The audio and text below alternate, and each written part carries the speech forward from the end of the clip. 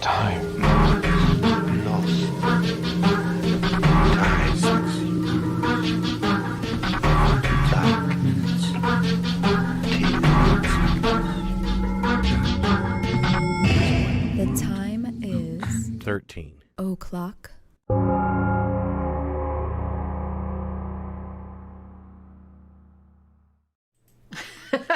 Sounds like a plane's gonna come down and hit us. Maybe we're sitting here streaming and a damn jet plane comes down and hits the fucking house. Oh my god, it'd be just like We're Donnie sitting here and Darko, then a just jet engine like and crashes fucking, through the everything ceiling. fucking vanished. And then the fucking camera's sitting there on the side. You see my dead ass fucking laying over there like that. Pecker hanging out. Should be fucking funny as fuck. It'd be a funny way to die. Live streaming that shit. Yeah, Well, Sandra yeah. would be laughing. Not funny for you, but funny for everyone watching, I guess. Sandra would be like, "That's not as big as I thought it was going to be." Some shit like that. I needed Sandra today. I did. Fucking for the Sasquatch show, I had to shave my back. Jenny's like, "I don't want to shave your back." I had to fight over it to fucking get. She finally shaved my back. I didn't fight over it. I was just kind of like, really? I said, "I need a German girl up here to shave my back."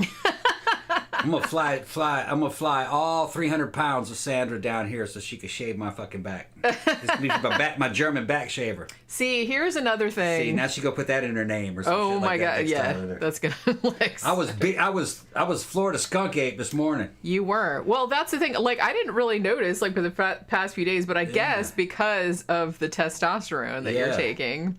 Yeah. I never had back hair. Yeah, it was. It Like was the something. fucking Wolfman. Yeah, it was something else. Like I said, it must have happened like fairly recently because I didn't. This is so gross. Like, way to start this fucking show out. But like, and like I said, he's wanting me to shave it off, and I'm just like, oh Jesus Christ, okay, this is my life now, and then I told when I had done half of it, I was like, oh shit, you should have left it on because we're doing the Bigfoot show. It's like that would have been super funny. I woke up this morning, I was fucking walking to go take a shower and walking next to the mirror and looked at myself, like I do. I look at myself in the mirror, I looked like that, and I saw something look like a damn shadow behind me, and I was like, what the fuck? I had hair growing on the back of my fucking shoulders, both backs, all the way down, man. And I was like, Jenny! I started getting the damn shaving kits and shit. I says, look at that shit. And you didn't notice it before. You're like, God damn. It's that. It must have happened fairly recently TRT. because I didn't notice it. TRT. Fucking like a damn fucking wolf, man. We had to get the clippers first because the razor wasn't cutting it. Yeah, no. Like, literally wasn't cutting it. Yeah, I was like, I couldn't believe it came off my back. I couldn't believe it either. It was like enough to make a cotton ball. You could make another like little bitty Tom. Yeah. Like, well, that's what I sometimes say. That's what I say to Pookie when I'm doing her grooming with her little glove and everything. And all the hair, I pull it out and she looks at it and smells it. I was like, look, I can make a tiny little Pookie out of this. And she's just like, can I eat it? I was like, please don't eat that. Damn. But so much hair. So everybody's here. It's really funny because what you were saying about getting hit by a plane and dying with your pecker hanging out and all that other kind of stuff. Yeah. I was just thinking like a minute before we started this show, I was thinking, please tell me that there is a Sasquatch starring porn parody called Big Dick. Yeah, it could be. I mean, there has to be, right? I mean, if I thought of that. Satchcock. That works too. That works too. Yeah. So please tell me there is one. Actually, that would be gay porn. That would be gay porn. Well, that's porn too. Porn's porn. It'd be gay porn. I'm It'd like, be lumberjacks up in Canada getting fucking raided and molested and raped by a Sasquatch, and it's kind of like a Wookiee. Got a big old dick on it. You know what? Now that I'm thinking about it, this is probably not just one movie. It's probably like a whole subgenre. Yeah. Because like I said, a lot of like women's erotica, like written erotica, is not Sasquatch primarily, but it's kind of like animal human hybrids. Yeah. Like that's kind of like a really big subgenre. Yeah. Don the Bomb said Tom likes Sandra so much he bought the company. That's funny. Oh Sandra goes, all men have hair everywhere except on their heads. That's a good one, but the thing is that no, this was not normal. Fucking. Yeah, it was definitely not normal. Yeah, it was just like the hair that you would have on your legs. All of a sudden, just starts fucking sprouting on your back. It was thick, and it was like only in like a couple of days. Yeah, because like I said, I didn't notice it. I didn't just notice like, what it. the fuck? Yeah, it was like never had that. Yikes! And it was black. Yeah. You're not talking about fucking old man white hair and it was black. It was a new growth. That's that fucking hormone therapy. He's slowly turning into a Sasquatch. So Or slowly a turn into werewolf. Sasquatch or a werewolf or yeah. something. Werewolf would be cooler, I think. Although, you know. More like a werewolf. Yeah, probably. More like a I kind werewolf. of, you give seen me how I more act of like sometimes. You see how I act. Yeah, you sometimes? give me more of a werewolf vibe than Yeah. a Sasquatch vibe, because I do Yeah. kind of now the thing about Bigfoot though, or Sasquatch if you prefer, is that of all the sightings of him, I kind of feel like things like opinions differ about whether he's kind of just like a chill kind of peace loving creature who's just like hanging out, or if he's like super aggressive. Yeah. I don't know. I kind of feel like most people are just kind of like, yeah, he's just walking around being cool or whatever. But I think there have been like some reports where he like killed people. That's a hippie version of fucking Sasquatch. Oh, look, there's some money. Oh, thank you, Dom the What did Bomb. he say? Hi, Tom and Jenny. Looking forward to this evening. Last 2 weeks of film retrospectives were really good. Thank you okay. very much. Yeah, we did some Thank good you. movies this past. We did Thank House this morning, if you haven't Yeah. seen it, from 1986. But yeah. Trying to keep this show fresh. We've been doing it for years, man. Yeah, we started this back, 5 years ago? Right. More than 5 years ago. I think we started in summer, like July 2016, something like that. Yeah. So yeah, we've been doing it for, and the shitty thing, well, it's not shitty. I was the scary thing is that as long as we've been doing this show, we haven't been doing movie reviews the whole time because, like I said, we've added more shit like as time went on. But as many movies as we've done, there's still like a zillion that I want to do and I haven't gotten to yet. Yeah. So it's a little alarming. Yeah. Now today we're gonna knock the Bigfoot, the Sasquatch show out. We're trying to get it done within a couple of hours or so because really we're being invited to go up to the fucking club it's Friday the 13th and it's a friend of ours' birthday. So yeah, we're like not gonna let this run 4 or 5 hours. I mean, we'll see how it goes. We'll see but how I'm it going to goes. try not to drink too much because, Right, we're gonna keep like I said, last Friday after Yeah. the show, and I think I only had 2 drinks on the show, and then I got to the bar, and then I had maybe 2 more. But then I guess I hadn't eaten all that much, and it was Big Tom who owns the club. It was his birthday. They were having a surprise party. So they brought around cake, and I could only eat like 1 or 2 pieces of cake, and I'm like, yeah, I think I'm going to barf now. Yeah. So we left like before midnight, I think. Yeah. I was yesterday went downtown Sanford and ran into Big Tom and his fucking gang and just fell in with them, and strange things are afoot at fucking downtown Sanford. Those motherfuckers are taking over the goddamn town. I didn't know it. I hear Big Tom talking. I'm like, yeah, okay. He's building another bar there, another club, and it's very high end. He's having columns made. This beautiful fucking I bar. already did a It's on poster the- for it. Yeah, it's on the main strip and everything, and that thing's gonna be a hit. And then he took me down to the Civic Center to show me that theater. It's bigger than Firestone and more decked out than Firestone. And they don't want much for it for a night, so we're gonna start running events out of there. I'd like to do something like Absolution there. Maybe get Sherry Mouse and you in on that, and get those beds in there and hook everybody up with Tom. Yeah. And try to make 100,000 that night. And then we divide it up. I mean, Absolution, in case you don't know, it happens every year. Well, they didn't do it last year, obviously, but it happens every year in Tampa, and it's like a big 3-day goth death rock sort of synthwave type of festival. So it's live bands, DJs, all that kind of stuff. I was... I'm getting sick of sitting around here just living off my fucking retirement money, man. I need some money. Yeah. We watched that series, Cocaine Cowboys. They said, Tom, watch Cocaine Cowboys. That shit was awesome. We're going to have to talk. We'll do a matinee on it on Sunday. Yeah. We'll South Florida. We'll talk about that on Sunday because that was actually really entertaining. Yeah, it was a good, it was, I recommend it. And I was, looking at how much money those guys were making, and I was like, man, I need to make some money. No. Right, it's like every time I watch stuff about drug dealers, I'm like, maybe I should do that. But see, the thing is, though, you don't have to deal drugs to make that kind of money. Well, yeah, you have to deal drugs to make that kind of money. Yeah, you do. But I would be happy with a fraction of that, just doing it legally. Well, yeah, so then you're not looking over your shoulder all the time. Yeah, because that would kind of blow. And then you don't have to lie about where all this money's coming from. Yeah, because there was a lot of those shenanigans going on in that show. And me and Big Tom were talking about it. We're convinced that we can make not that kind of money. We can make a lot of money just with the talent, with the pool of talent that we know, and at the money that him and his gang, or I call them a gang. It's a gang of businessmen. Really, Scott's the other one. Yeah. And then I've met the other 2 guys, and they were cool too. The other one was like a spitting image of fucking Harvey Keitel out of Saturn III. He's from Argentina though, and he likes motorcycles. So we were getting down, talking about custom bikes and shit. He was looking at mine. Yeah, he's like, oh yeah. And I said, "You're not Cuban?" He goes, "No, I'm not Cuban." I said, "Do we need a Cuban in this gang?" Something that Because every gang has scary. to have a Cuban. Yeah, something scary. Argentinian because I know it's not scary. It's not scary. I just made that up. It's not scary. Yeah. Right. Yeah, not quite so scary. Right. But yeah. Somebody's already said, Danny Rolling Ghostface said, I've seen a Squatch before. It wasn't that big height-wise, and it resembled a cyan ape from the cartoon Dragon Ball Z minus a tail, and had hairless pointy ears like a bat, and a snout like Alf. And golf ball size, glowing red eyes like a neon sign. And then just disappeared. I kind of feel like a lot of people have said that they have glowing eyes, right? Which, if it was a real animal, and I'm not, okay.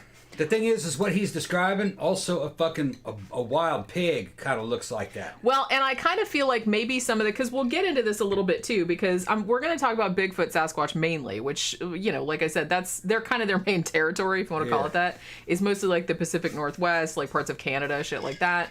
There have been other sightings elsewhere, but those are like the most common ones.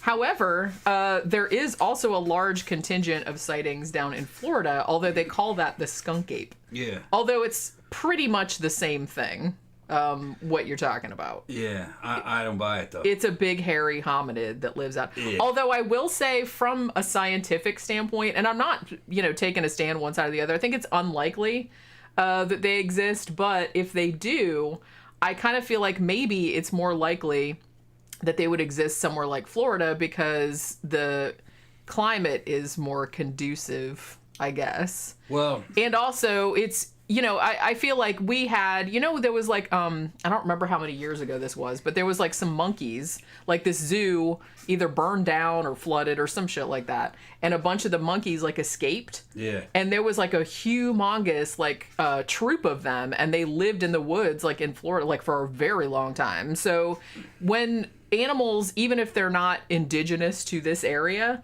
when they escape into the wild from a zoo or from somebody's like pet collection or whatever, just like we have a big problem with like boa constrictors and stuff because a lot of people keep them as pets, and if they escape, we have like they're kind of an invasive species because Florida's climate is really conducive to it's a rainforest. Animals, like just fucking going nuts and reproducing like crazy. Pretty much. Wolves, bears, big cats can live here. Any kind of snake, any kind of fish can live here. Salt and fresh water, we got it both. Yeah. But the thing is that we're already getting on the subject, I guess. The thing is when it comes to the Florida skunk ape, chances are you're talking about a hoax. But let's say somebody did see something and thought it was the skunk ape. Statistically, most likely, he's misidentifying a bear. Well, I kind of feel like they think that, most people that kind of look into this kind of thing, they said most of the time, 99% of the time, they're sure that even when people see or supposedly see Bigfoot, like up in the Pacific Northwest, what they're probably seeing is a black bear. Yeah. Like walking on its hind legs. A bear can walk on its hind legs, but if its front legs are injured, can walk on their back legs like a damn man. They got it on video, and they can do it for extended periods of time. They had a bear who broke both of its front legs and walks around on its back legs permanently. Just when he stops, he gets down. Yeah. But he'll just walk on his back legs like a man. It's weird looking, but I've seen the footage of him. Well, if you catch a glimpse of a bear walking on its hind legs for some reason, and it's kind of an obstructed view through the trees, and you got skunk ape in your mind, you might think that you saw a skunk ape. No, it's a bear. Because we've seen some big, even in Florida, and they have bigger bears, I think, up in the Pacific Northwest. Even here in Florida, we have black bears, and I've seen some pretty big ones just wandering around people, like, our neighborhood. I've seen a really big one sitting in our fucking driveway. Yeah, and what's funny is their posture and their mannerisms are very humanoid. It's like an ape or a human. We were coming up the driveway, and one of them was sitting there on its ass with its legs out, with its arms down to the side, just like a person. Yeah. And saw us sitting by our little garage. Shit. And he rolled over and got up and walked away. But he was sitting there on his ass like a person with his hands down by his side, feet out in front of him. Yeah. So I was going, he's like, oh, shit. I gotta move. Yeah, and not scared at all. And he was bigger than a man. If Yeah, that thing much stood- bigger. If he stood up, he'd be 6.5 feet probably. Maybe bigger. Maybe bigger. Because I've seen bigger ones like that around here. Like I said, even just running around our neighborhood. I haven't seen one in a while because they shot a bunch of them. Yeah. Because somebody got attacked, sort of. I think the last time we saw one, and I think we mentioned this before, was we saw one just in the middle of the day, kind of crossing the street. Thank you, Victor. I need to go get some food. Go ahead and play a 30-minute commercial. But yeah, so we saw one just in the middle of the day. We were coming back from, the grocery store or something. And he was just walking up the driveway of a house because the garage was open. And it was walking into the garage. I guess maybe they had a fridge in there and it was kind of like, Yeah, hey, it was going for the... I'm going to see if they got anything good in the fridge. It was going right to the refrigerator. Yeah. And looking at the refrigerator. And we saw him go in Yeah. there, so we said, maybe we should go tell the people that live there that there's a bear in their garage so they don't walk in and, scare it. They're far more intelligent than people think they are. They're not dog-like. They're more ape-like. They can open doors. They can open a car door. They can open a refrigerator. They remember everything. They'll go right into a house and go right to the refrigerator of a house they'd never been in, but they know what a refrigerator is. They'll open it up. Yeah, they're like, Start hey, there's yummy things in here. Yeah, and there'll be a security camera of them sitting down on their asses in front of the open door of the refrigerator, fucking handing food to each other and shit. It's fucking ridiculous. It looks like apes, kind of. And they're happy, rolling around on their backs. Oh, it's great. It's great. We found a fucking fridge. Give me that beer, Jim. And they'll pick up jars. Looks like they'll open the top of a jar and just start pouring it in their snouts. They're like, it's no good, olives. Don't like that one. Yeah. It's like stuff you would think that an ape would do. So some of these sightings of Bigfoot are apes. Or excuse me, are bears. Yeah, I'm sure they are. Some of them I don't, some of them, and like I said, I'm not discounting because out of all the quote unquote paranormal stuff, this one is the most plausible. This one I think is probably the most plausible because is it plausible that there's some undiscovered species of hominid that's wandering around out in the Pacific Northwest somewhere? Sure, that's plausible. Yes, I don't know how likely it is, but it's gorilla plausible. was paranormal until somebody shot one and brought it back to England. Right. Africans knew about them for a long time. But white people had to see it and codify it before it became a reality. Well, yeah. That shit does not exist. Because nothing's real unless white people say it is. Well, it had to end up in a British museum for that shit to be real. Yeah. I think maybe the same thing, and maybe the same thing is going on with Bigfoot too, because legends about a Bigfoot-like creature, a Sasquatch-like creature, have been around for the Native Americans for a really, really long time. So there's probably something to it. It's just I don't know if it's still around or if it's, I got a good feel for the situation. Having done a lot of time out in the field with the U.S. Army and the infantry, and being a scout, and being raised by my dad, who's a Mississippi fucking redneck, who just fucking hunted constantly with all that down. He had hunting rights on a big old piece of Masonite Corporation logging land, and my dad grew up doing this shit, and he was a Bigfoot fan, okay? He wants a Bigfoot to be real. But I could do his voice and everything and come up with his explanations for, there's not enough habitat. There's not enough breeding population. If there was a Bigfoot, it most likely would be in Washington State or Canada. Yeah, well, that's where most of the sightings are. Like I said, not all of them. There's kind of sightings everywhere, but... That's what my dad said. And he said that back in he was saying that back in the 80s. Because there is a lot of wilderness up there still. You can go thousands of miles without really anything being there. If that exists, it ain't here. Ain't no way that could be here. I'd have seen it. I seen everything. Yeah. Well, he was right, though. Yeah. He says, you can't walk 2 miles here and not hit a road. I would have seen him crossing the road. Why did the Bigfoot there was just no, in the South, there is nowhere that's really secluded except Florida Everglades and certain parts of the damn Louisiana bayou. Yeah, I could see something like that maybe surviving there, but I don't know. It's kind of a large... I kind of feel like the only way that it could exist was if it was an opportunist, like a bear is. where it would kind of just eat anything like that came across its path. Because that's why I think bears are so successful, is because they'll eat out of garbage cans, they'll eat plants, they'll eat berries, they'll eat whatever. So they have to be omnivores. I feel like if it was a predator, I just don't feel like it would, because there's too much other competition. I was arguing about it with my dad because I was really wanting to say no, that something like that could be out there. And he would go back to the same thing that he would go on when it came to the Loch Ness Monster. There would have to be a large enough breeding population. And a large enough breeding population anywhere near civilization would be noted because it would make a mark in the ecology. You know what I mean? It would leave traces behind. It's eating stuff. It's leaving waste behind. It's fucking... And another thing is that something like a Bigfoot probably would not shy away from being seen. It would just be out in the open.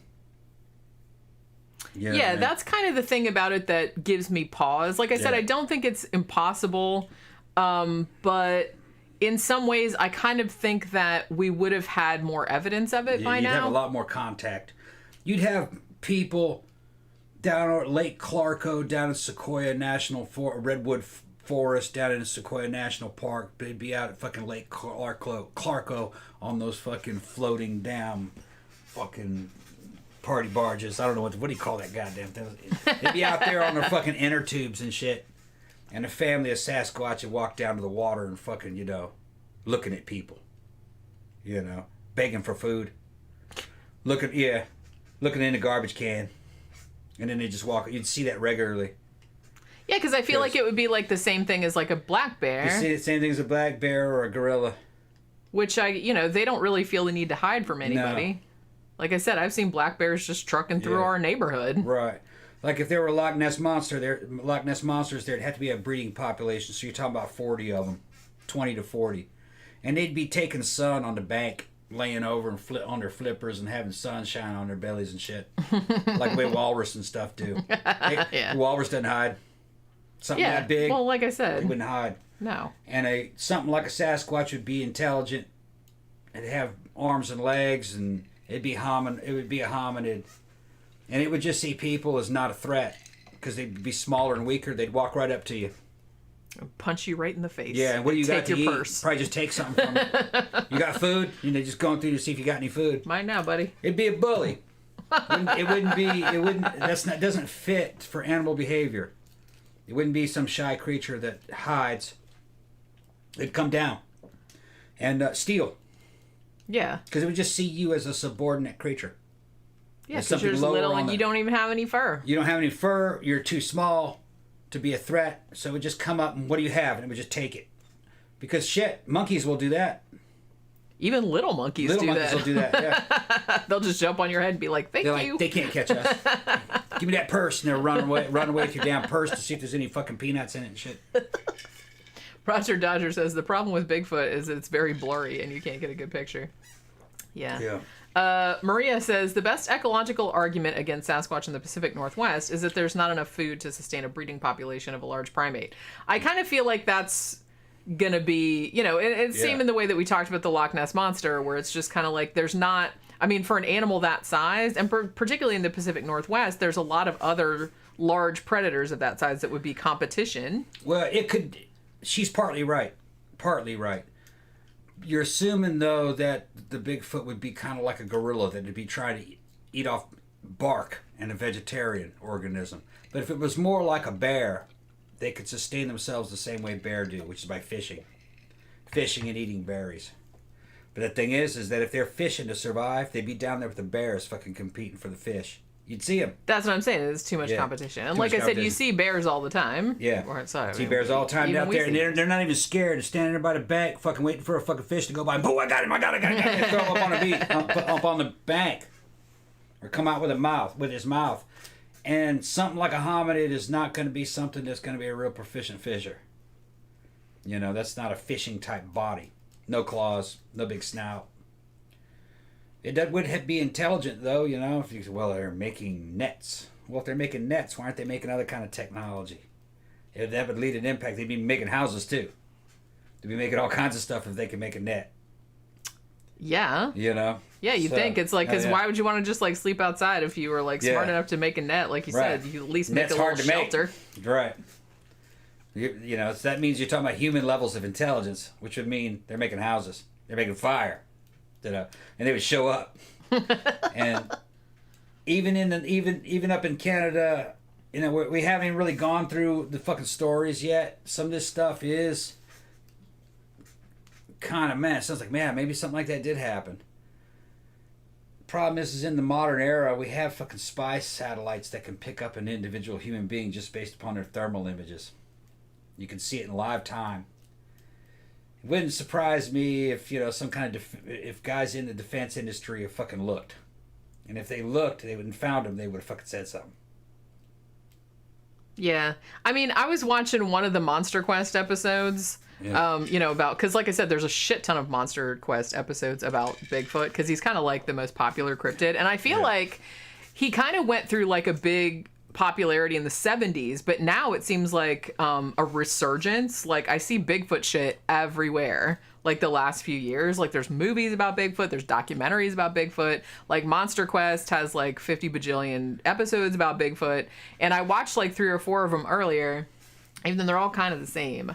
But it was kind of like a thing where one guy was saying that he thought that Bigfoot existed, but the reason that we don't know about it is, and this is kind of comes up on a lot of like UFO shows and stuff like that, is government cover-up. And he's saying that they're covering up his existence because the logging industry doesn't want a Sasquatch to be there, because if he is there, it's an endangered species, and then they wouldn't be able to log in those forests anymore. So Bullshit. that was his, yeah. So Bullshit. I was just, but yeah, like they want everything to be like a mystery and a conspiracy and everything like that, which I Yeah, get that, like it's more fun like that, but. Yeah, no way.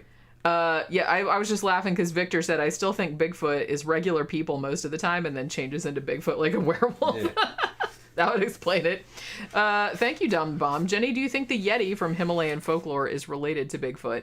I do kind of think, because it seems like a lot of different cultures across the world have these sort of legends about wild, hairy ape-men that live in the forest. You know what I mean? Yeah, well, that might be what you call a race memory. I kind of feel like maybe that's what it is, because it's just kind of like, you know how a lot of cultures across the world have myths about like dragons? Yeah. I'm not saying that that's not coming from like a kernel of truth somewhere, but I do kind of feel like the reason that so many cultures have myths about these kind of big ape men is because, like you said, we kind of have a shared cultural memory of Things that were bigger than us. yeah, They well, were and hairy. you know, and Wild men. yeah, and that's the thing. It's like it's kind of going back to our quote unquote caveman ancestors too, because like there were all these other hominid species around at the same time that, you know, maybe we have, like you said, some kind of like race memory of it.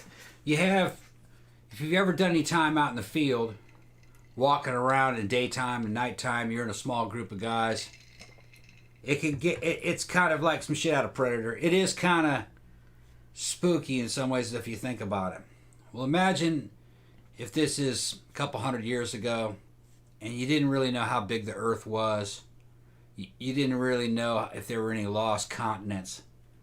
You're walking across you're walking across the Earth, going into certain forests, and as far as you know, no man has ever been there before. There's this fear that you might run into something that you've never seen. There's a lot of things that you might worry about. What if it's a gigantic lion? That would be bad. What if it's a big-ass lizard, a dragon? That would also be bad. All right. What if it's just a man that's bigger than you, and he's wild and crazy, just covered with hair like an animal? That's like something that you could imagine that something like that might exist. Yeah. And then later on, maybe you've heard about monkeys and you've seen monkeys. Well, how big can a monkey get? The monkeys that maybe you saw in 1500s down in some bazaar somewhere was, the size of a child. Well, maybe that's a baby. How big does that get? Does that get to be the size of a man? And are there other ones out there that are much bigger than a man? So it just kind of, it's a normal, kind of like a normal process of, a normal part of your thought process is that something like that might get bigger. Yeah. Than the things that you've seen. And What then would you could do? get big enough to tear your face off. Yeah, be big enough to be very dangerous. And that kind of looks like a man. Are there other animals that look like a man? Maybe they are better than a man. So it's kind of reasonable to think that way. And most cultures have that. And now when the English and the Europeans, I think Dutch also heard stories about a wild man. Africans were telling about wild men out in the forest covered in hair. Educated Europeans thought that was bullshit. Nah, no way. They're talking about the things that we were always fucking worried about a long time ago. Those don't exist. And it turns out it did exist. They were talking about a gorilla. Which does kind of look like a person. And very man-like expressions and everything. It's very man-like. Half man. Or mostly man. Yeah, more than half. Yeah. I mean, going by DNA. So when you see something like that, that reinforces a fear of maybe that there is something that's even more man-like and even bigger. And more bipedal. More of a threat. Because that exists. Yeah, therefore what else might exist? Sure. That's what they're doing. Well, and maybe that might be why the Bigfoot myth has kind of gotten even more credibility lately, because like I said, I kind of feel like for a long time, up until relatively recently, it was kind of like, yeah, there were Neanderthals, there were this, that, and the other, but now there were modern humans. Yeah. But they've only recently discovered one, most humans have some Neanderthal DNA in them, like about 2%. And also that there was a bunch of other competing hominids, like in other parts of it, like Homo, what did they call it? Denisovans or whatever. I don't remember. Homo heidelbergensis. They had like all these different, the little dwarfy ones. The little ones out on those islands. Yeah, the Hobbit people. Yeah. And all this other kind of stuff. So the fact that we used to think that it was a pretty clear progression or succession, I guess, and now we realize it was a lot more complicated than that. Yeah. That there were actually a lot of different hominid species that are sort of related, but not, but sort of distantly related. Yeah, us and our ancestors grew up in a world where there were more than one kind of man existing at one time, and you had to worry about them because they were competing against each other, probably killing each other, and you're dealing with a world where most people would be cannibals. Lots and lots of evidence for cannibalism. Meat's meat. If you gotta like get it where you can get it. So, like today, you have different races, but they can all interbreed. They're the same species. Back in the day, they were different species. Yeah. Kind of like the difference between a lion, a tiger, a cheetah, and a house cat, and a bobcat, and a lynx. They're all cats, but they're different species. Yeah. Mankind was like that. Right. So that was a whole different playing field. Which I think that blew some people's minds. Yeah, so probably what happened is we kind of have an inborn genetic program in there that we evolved with to have a fear that there are other kinds of men. And maybe they're bigger and hairier and stinkier. Yeah, and better than you, and they can can eat kick you. our asses and eat us. Yeah. Sure. So you probably had to inherit an instinctive caution for something like that. That would have been good for your survival. Which maybe, Constantly. like I said, explains why pretty much every culture across the globe has a similar myth to this. Right. They also have similar myths about gigantic lizards. Yeah. And they're probably not talking about dinosaurs. They're probably talking about giant fucking alligators and crocodiles. Or Komodo dragons or something like that. Yeah, because you know what I mean? Monitor lizards. One of the things that you had to compete for to live back in those days was competing for water. And every one of those water holes had damn alligators in it. And if you couldn't, or crocodiles, and if you couldn't negotiate the alligator threat, you'd fucking die. But if you had kind of an inborn caution or fear against giant lizards, you're like, woo, fuck that. then you would take care of not to be eaten by alligators. I'll get water later, thanks. Yeah. That's dangerous water. Don't go over there. Boom! Alligator gets you. Yeah, because they're just like little eyeballs popping out. Yeah, and alligators get bigger, probably got bigger than they get today, back in those days. I would imagine. In the medieval period, they described fucking gigantic alligators, because maybe they could live to be 200 or 300 years old back then. Which is horrifying. That's horrifying. They had enough. They would have said, that's a dragon. It's ancient. Well, you dragon. would think that if you saw some fucking 30-foot fucking crocodile walking around. And it's the same alligator your great granddad was talking about. Yeah. You It's thought, the exact same one. they're immortal. They're immortal. Right. how much gold has he amassed? That's what they're thinking. It's like Smaug in there Yeah, with his fucking, right. in his cave. Yeah, Victor makes a good point. He says, a while back they realized some tiny shrew that hadn't been seen in 100 years, I remember reading about this, wasn't extinct because they found its poop. They can find shrew poop in the jungle of Cuba, but not Bigfoot walking around. Yeah. And not Bigfoot poop. Because you'd think he'd make some big poops, Bigfoot. Big poop. Doesn't or big shit, I guess you could call him that too. Ooh, I got like really behind. Where was I? Okay,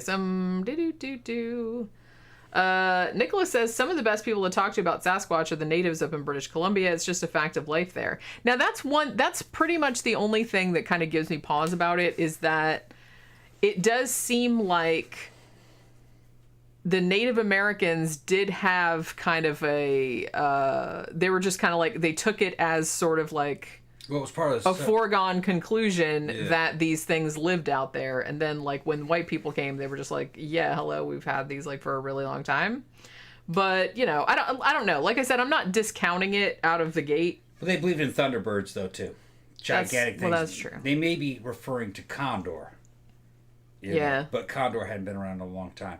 Just because it's in their belief system doesn't mean that it's doesn't real. mean that it exists. I mean, you know, It means that maybe something like that existed a long time ago. Yeah. That could be. Yeah. You know, they found fossils of what's called Gigantopithecus, which is a gigantic Australopithecus, which some people is a have, man, kinda. Yeah, we'll kind of get into that a little bit near the end probably, Yeah. because some people have said that maybe right. That's what they're talking about when they talk about Sasquatch, even though they've never been found in the Americas or like fossils of them. And I don't think it's ever been side by side during human era. I don't think any humans lived side by side with Gigantopithecus, as far as I remember. I'm not actually sure, because some of them, I think there were still some of them maybe that were still around when that land bridge was there, like in the Bering Strait. There's a chance that maybe people found skeletons of this. That's true too. Because that's all you had to do back in the day, is find a skeleton of something that you couldn't really identify, and fucking it was a dragon or a giant. I can't imagine like what ancient peoples would have thought if they just accidentally stumbled across a fossil of like a fucking dinosaur or something. I mean, what the fuck would you think? Well, the Greeks thought that they were griffins and Amazons. They had a place for a bunch of dinosaur bones. They weren't real dinosaur bones. They were like from the period after the dinosaur. Yeah. Were falling out of the damn side of a hill, and it was real. And they believed that to be a battle site where a bunch of Amazons got killed by griffins and other little gods. That's a pretty good story. Because they could not identify those skulls. And then the skulls were big, and they were like, well, it's got a body like a lion, and it's got a head kind of like an eagle. This is a griffin. So, Sounds legit. Look at the size of this thing. This is a gigantic woman. It's an Amazon. Well, they thought. Yeah, I mean, if you didn't know what you were looking at. Yeah. Well, they found a sarcophagus of a fucking giant cyclops, and then when they looked in there were bones of an elephant. So ancient Greeks saw an elephant skull and said, "Look at that big hole in the center. That's a cyclops, one eye, and look at the size of him." They kind of had him arranged in there like he was a man. Yeah. You know, because an elephant skull does kind of look like a cyclops if you don't really know what you're looking at. Whether or not the guys that did it knew it was an elephant and just used it as a hoax, or if they actually misidentified it as a cyclops, nobody knows. There's also a chance that the dudes that buried it, the initial dudes that buried it, bought that thing, and they knew it was a dead elephant. But once it had been defleshed, they passed it off as a cyclops. Could have been. That's the thing. I kind of feel like, and that's something I was thinking about this because one of the Monster Quests that I watched, they were talking about that Montauk creature that like washed up. Somebody found it on a beach or something like that a few years back, and how everyone was saying that was like some unidentified animal or something. But I think it's just because a lot of people aren't really accustomed to seeing things that are rotten. Like rotten or skeletons. And a lot of times the skeleton, unless you know what you're looking at, doesn't necessarily look like the shit with the flesh on it. Yeah. You know. So. And then you also have to understand that even back into the ancient era, Greeks and Romans and ancient Persians and shit, they hoaxed things. Yeah. They knowingly hoaxed things because religion was a big money maker back then, and mostly things involving religions were hoaxed.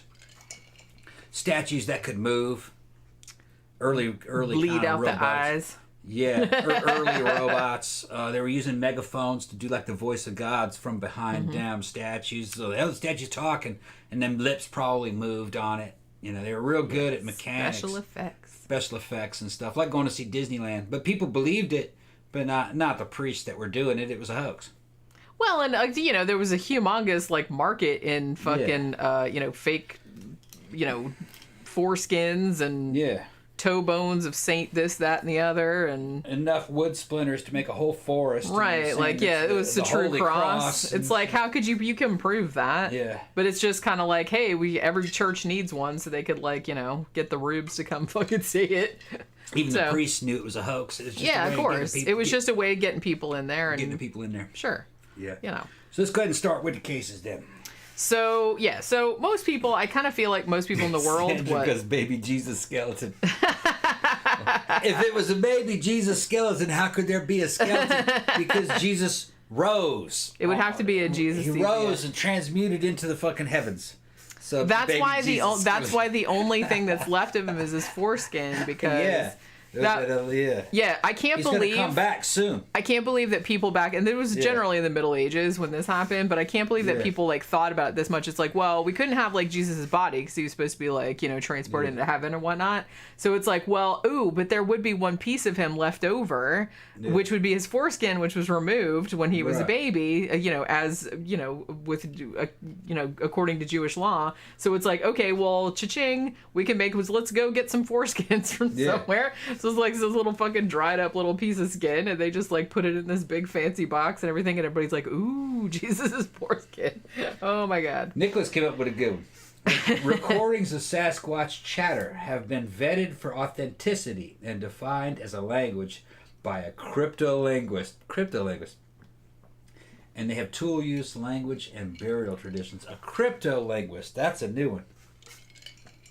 He might be talking about the Ciarra sounds. Yeah. Which are kind of like some sounds that you can hear them on the internet. Which are supposedly like sounds that have been made. There's a whole linguist. There's a whole linguist involved in fucking cryptozoology, or trying. What is a cryptolinguist?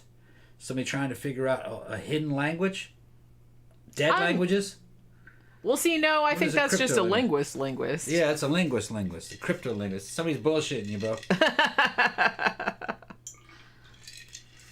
Forster Down says that's where onion rings come from. From Jesus's foreskin. Yeah. Sure. But yeah, so like I said, I kind of feel like most people know, I mean, other than the Yeti, which is all white, because obviously he lives in like winter climes. But Bigfoot, Skunk Ape, everything like that, they usually kind of look the same. They look like kind of like a person, but kind of like a big upright ape, anywhere from 6 to 15 feet tall. Some of them are said to smell really bad, hence the name Skunk Ape. They're supposed to smell like skunky or like rotten eggs or something. Although this one Monster Quest I was watching, the guy said that he had seen a Sasquatch, and it was a female because it had big boobies on it. But then he also said that it smelled, what did he say? It smelled sweet and musky. So I guess he thought that maybe she was like looking for love type of thing. Like she was in heat or something. I think they're getting that from the fact that gorillas fucking smell. Yeah. Yeah. People that work with them say, yeah, they fucking smell like B.O. Well, they don't have deodorant. They don't have deodorant. You just put some fucking gorilla right guard. They don't got like fucking hair all over them and their underarms and shit. They smell like B.O. So somehow the smell of gorillas has gotten applied to Sasquatch. Yeah, well, that's kind of what you think. Because if there were a Sasquatch, that's probably what it would smell like. It would, yeah. So, like I said, that's either, I don't know if that's even like, you know, making it more or less likely. Because if something like that did exist, yeah, it would probably smell exactly like a big dirty gorilla. Armpit. Like a big old sweaty armpit. Oh my God. Now, like I mentioned earlier, we kind of brought this up earlier, but we were saying that like one very common aspect of a lot of Sasquatch sightings is that they supposedly have eye shine, which is interesting because obviously a lot of animals have eye shine. Cats, deer, lots of other ones, but no primates that are known have that. But a lot of people that said that they've seen a Sasquatch said that its eyes glowed in the dark, either red or yellow or something like that. And that was how they first spotted them. Yeah, and it shouldn't. They don't have primates don't have that kind of eye. I mean, yeah, I'm just saying that's not impossible. I'm just saying that I mean, yeah, there are lots of other animals that have eye shine, but no primates do that are known of. Yeah, unlikely. Yeah. So Victor says teenage Sasquatch smells like Axe body spray. Yeah. That's awesome. See, this would be a whole different story if Sasquatch was rumored to be sexy. Like some people probably think Sasquatch is Sasquatch sexy. shows up, he's fucking buffed out and shit. He's jacked. You know, he's jacked and he's fucking, and he's got a fucking handsome face. He's got hair on him. Or a fucking female Sasquatch fucking shows up and she's just fucking all curves and shit with big old fucking boobs. I would imagine that they have some fucking erotic literature fucking made up like that. Like I said, I'm sure it's a whole subgenre because. But that was never part of the lore. Never. Interestingly, which I kind of feel like maybe. Please, like I don't want that in my Google history, like Sasquatch porn. But now I'm kind of interested how much of it there. I'm sure there's a lot because, like I said, I know that there's a lot of like werewolfy type of or like shape changer type of porn. I know there's a lot of that. But the stories are a product of the time, which is 1800s. Is when they're late 1800s. That's when they first started to talk about this kind of stuff.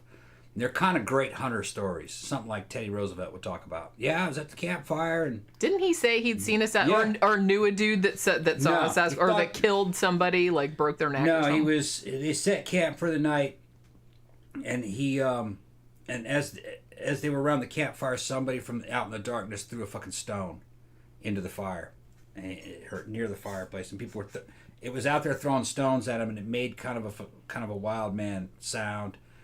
And they went out there to investigate, and it ran, and he was convinced that it was, basically he said it's a Sasquatch. I'm not going to call Teddy Roosevelt a liar. Chances are it's an Indian fucking with him. Throwing stones at him. Probably more, that'd probably be more likely. But see, I would be more... He mentioned, was it Skookum? Skookum? Yeah, it's Skookum or I think something like that. Yeah. That's like another name for the same type of thing. I think he mentioned it might have been Skookum, which is what the Indians had told him. But that might have been the Indians fucking with him. They might have told him about Skookum, and then the next day went down there and fucked with him. There's no telling. I'd have been a lot more impressed if... instead of just like a little rock into the fire, they'd thrown like a big fucking boulder that nobody could have picked up, or like a huge, like a whole entire tree.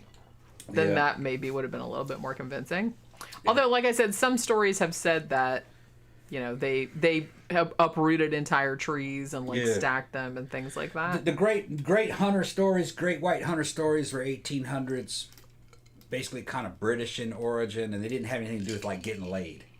We're talking about the Victorian era, It'd have been a totally wilder story if fucking Roosevelt says, yeah, they threw the stones and I looked and I saw a beautiful hairy woman built like a brick shithouse. And she grabbed me and I couldn't fend her off. She threw the ass on me. It was like getting hit with a tidal wave of ass. So that was it. I couldn't fight it. So I just had to batten down the hatches and ride it out. And it was the best lay of my life. And I had to keep it from the wife. I couldn't explain it to her that I got raped by a skunk. She was bad, though. Bad ass. Later on, I heard that there was a skunk that looked a lot like me. I was just going to say. Had glasses and everything. That would have been the old... It was boring. Yeah. Had glasses and everything. Like you see, that would have been a great white hunter story if the 1800s had been modern times. That's the kind of story that fucking Roosevelt would have made up. That does sound like something he would have said. Yeah. I got prodigy out there somewhere. Spreading them genes. Spread out in the skookum population. Even interspecies. Yeah. Love is love. I like it. Very progressive of you, Teddy.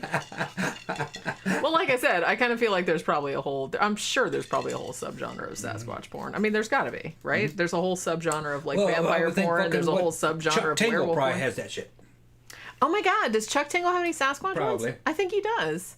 He's kind of more like a unicorn guy, but I think he has a bunch of Sasquatch ones too. Now that I'm like thinking. Danny Rolling Ghostface fucking mentioned the Vietnam rock throwing apes. That's right. There was another one, legend, that some guys are out on fucking ambush, and some apes were throwing rocks at them.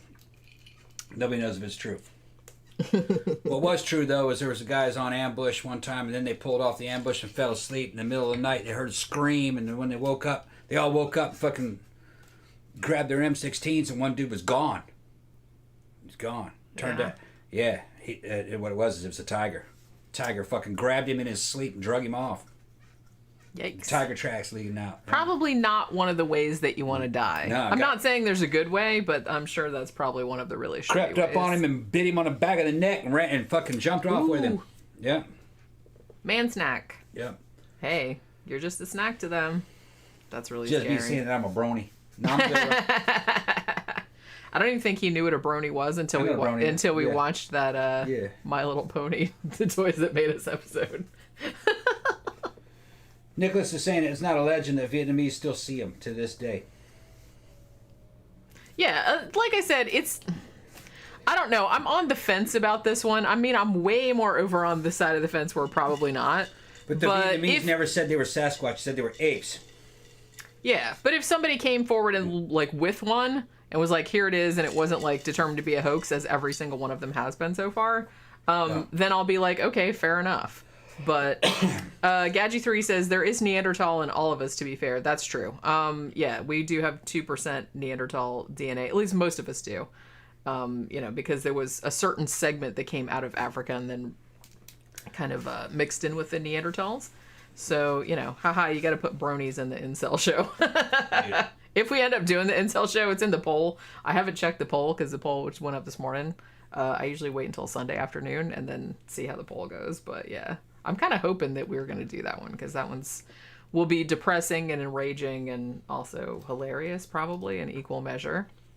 No one says no news on Tila. Yeah, we were wondering about her like right before. So yeah, so I kind of feel like most of the evidence, and there was this one dude who's in a lot of the Monster Quest shows, and he was on like a lot of documentaries about it, who's like an anthropologist, I guess, and he had a big collection of all of these casts of footprints. Now, he's kind of like, well, I have all these different ones, and they're all from different eras and different, locations and blah, blah, blah. And like, how could all of these have been faked? But I don't know. I feel like a lot of them could be, like, because they know that some of them for sure were faked because some people, like, put on big fucking Bigfoot feet and go out and make Bigfoot footprints and then some of the footprints too, I kind of feel like are probably just animals that people are misidentifying. I'm leveling up. You're leveling up. You're putting on your sexual Tyrannosaurus hat. Actually, that's your sexual Bigfoot hat. Yeah, after talking about Teddy fucking and making up Teddy porn and shit with him and the fucking Bigfoot girl. Making up Teddy porn. Yeah, I gotta have to fucking put Teddy Sasquatch porn. Yeah, I'm gonna have to put my fucking sexual Tyrannosaurus hat on. Oh my god. Do I look cute? What? Do you look cute? Yeah, do I look cute? Yeah, you look Okay, cute. thank you. What, you had to ask me though? It's like you want just checking. He's like fishing for compliments. He's fishing for compliments. Yeah. Well, you shaved my back today. That's true. So, of course if you guys weren't here, look cute. if you guys weren't here at the very beginning of the show. But I told you should have left the hair on at least until the show was over. I couldn't believe that shit. I was shocked. I was too. That shit just grew in a matter of a couple of days. Like I said, maybe you're the Sasquatch. Well, we kind of a while back, we were throwing around the idea of making a skunk ape video. Because like I said, if you're in Florida, Louisiana area, we have a Sasquatchy creature too, but it's called the skunk ape, which is similar in pretty much every way, except it's like super stinky. And so I used to make jokes that Tom was the skunk ape, and then that we were going to make like a fake video about it. But after reading about all of the people that have been injured in the course of doing Bigfoot hoax videos, probably not the best idea. Matter of fact, I think it was 2012, there was a dude, where was it at? I think it was Montana. There was a dude who was wearing a ghillie suit, and he was making a Bigfoot hoax video, like hoping it would go viral, and he got run over by a car and killed. Wouldn't it be easier to nair body hair? The thing about nair, though, is that I've used it before. It, like, really smells. Yeah, it does, like it's burning hair. It smells like sulfur. DJ Maniac sent some fucking We'll see, there you action go. figures of Bigfoot and some hottie getting it on. Yeah, just the skunk ape is where was I? Skunk ape is teenage Sasquatch with the Axe body spray. Yeah, that's probably what it is. Yeah, so like I said, and a lot of the footprints that they found too kind of had claws on them, which kind of makes me feel like, I'm not saying all of the sightings are a bear, but I think a lot of the sightings are probably a bear, like walking on their back feet. You know what I'm saying? Thank you, no need for me too. Tom Squatch. He says, hey, wig maybe. I know, which wig do you have that looks the most like a Sasquatch? Probably the mullet one, I would imagine. No, Sasquatch would be the fucking big one. The big old big one? The big old big one. Which one is that? The one that people call my heavy metal wig. Oh. I kind of feel like the mullet one would be better. Because the heavy metal one is black, though, and Sasquatch is supposed to be, like, brown or, like, reddish brown. Or some people have even seen a gray one, although that's not very common. I kind of feel like it's mostly, like, brown. You know what I mean? But, yeah, so, as I mentioned earlier, you know, stories about a Sasquatch-like creature, wild, hairy, ape-man type thing, go back a really long way, okay? I'm not saying that means that they're, you know, real or anything like that, but I'm just saying they do go back, like, way before, you know, the popular conception of Bigfoot started. I mean, there's even, like, there's this place called Painted Rock in California on the Tool River Indian Reservation, and there's some petroglyphs on there that sort of, thank you, Nicodemus. I like the hippo with the... Oh, yeah, thank you very much, That's bro. crazy. I want to thank you very much. You don't even have the Elvis wig on. No, I'll get ready, man. Okay. You guys are pushing me to put wigs on. Wigs happen when they happen. It's too early. The show's just started. I still haven't even finished the first drink yet. I haven't either. Yeah. I'm trying to go, like, a little bit slower, like I said, because... We're going to have to drive. We might have to go out after, so it's almost 7, like... too. Is it? Oh, yeah. Yeah, no need for me too. Sent $1.99. Tom Squatch. Spell check. Yeah, because... but I knew what you meant, though. I knew what you meant. But yeah, so there's these petroglyphs on this rock that are supposedly between 500 to 1,000 years old. And some people say that the petroglyphs kind of look like a little family of, like, Bigfoots. Big feet? Something. Bigfoots. And supposedly, according to the people that live in the area, that the biggest one, they call it the hairy man, or something meaning a similar thing. So, as we were talking about earlier, a lot of cultures around the world have these sorts of stories about big, hairy ape men. Whether that means that they really existed at some point, whether that means, thank you, Esther. Thank you, Tom, for the Red Sun movie suggestion. I like the movie very, very much. Charles Bronson and Toshiro Mifune can't go wrong. Thank you very much. That's a great movie. It's one of my favorite Westerns. Yeah. It's half Western, half samurai movie, which is, they're very similar genres from two cultures that in some ways kind of admire each other. And that movie, in a way, is very much like the inspiration for the very first Star Wars movie, which was also part samurai movie, part Western. It's good. A Jedi was a samurai, basically. A fucking Han Solo was a gunfighter, basically. Something out of a Western movie. It's good movies. Good concepts. You guys should see Red Sun. It's on free on YouTube. Victor says, Tom, you need a mohawk wig. Yeah, I heard that. I agree. I heard that. And also, thank you, Victor. A group of Bigfoots is called a blurry. Blurry? Maybe it should be. Big feet. That's what I'm going to call them. A group of big feet. You know, a brace of big feet. I like that. But, yeah, so like I said, this kind of goes back a long way, and there's, like, a lot of Native American legends about something very much like a Sasquatch creature. Like I said, I don't know if that means that something like that existed or existed a long time ago or something, but I'm just saying, I'm just putting that out there. Hold on 1 second. What's that? Esther, if you like Red Sun, go ahead and buy that damn, or rent the Lone Wolf and Cub series. You'll like it. It's good. Yeah. Yeah. So, but there are like regional variations, I guess, or like tribal variations of what, because some of the, just kind of like nowadays, some of the legends that they have about these kind of creatures, like some of them are like pretty chill and they just kind of like live in the woods and don't hurt anybody. Some of them are more aggressive, shit like that. Some of them are cannibals, so it's kind of like there, and I'll talk about this a little bit later, but apparently there was this thing that happened in 1924. There was supposedly a bunch of miners who were out there, working at a mine or whatever. And there was a little bit of a confrontation between them and some group of ape-men. There was some rock throwing involved. There was some shit like that. Don't know how true that was, but, because like I said, it's from 1924. It was in a newspaper back then. Dom the Bomb said, if you're in the UK, you need a VPN to watch Red Sun on YouTube. Thank you. Yeah. Finding Red Sun on DVD or Blu-ray is near impossible. I tried to find it. It was expensive even on DVD. It's hard to find. And I think it's the old aspect ratios. They need to reboot that movie or redo it. It's a great Charles Bronson movie. Yeah. Yeah. I mean, I recommend getting a VPN just because I really like that I've been able to like watch. I mean, it's not really expensive. It was like $80 for 2 years. So it's kind of like, and you can watch anything like Shudder and like YouTube and shit like that in other countries, and it's like totally easy. So yeah, Esther. It's called The Lone Wolf and Cub. It was the inspiration for The Mandalorian. Yeah, about a samurai and his little son.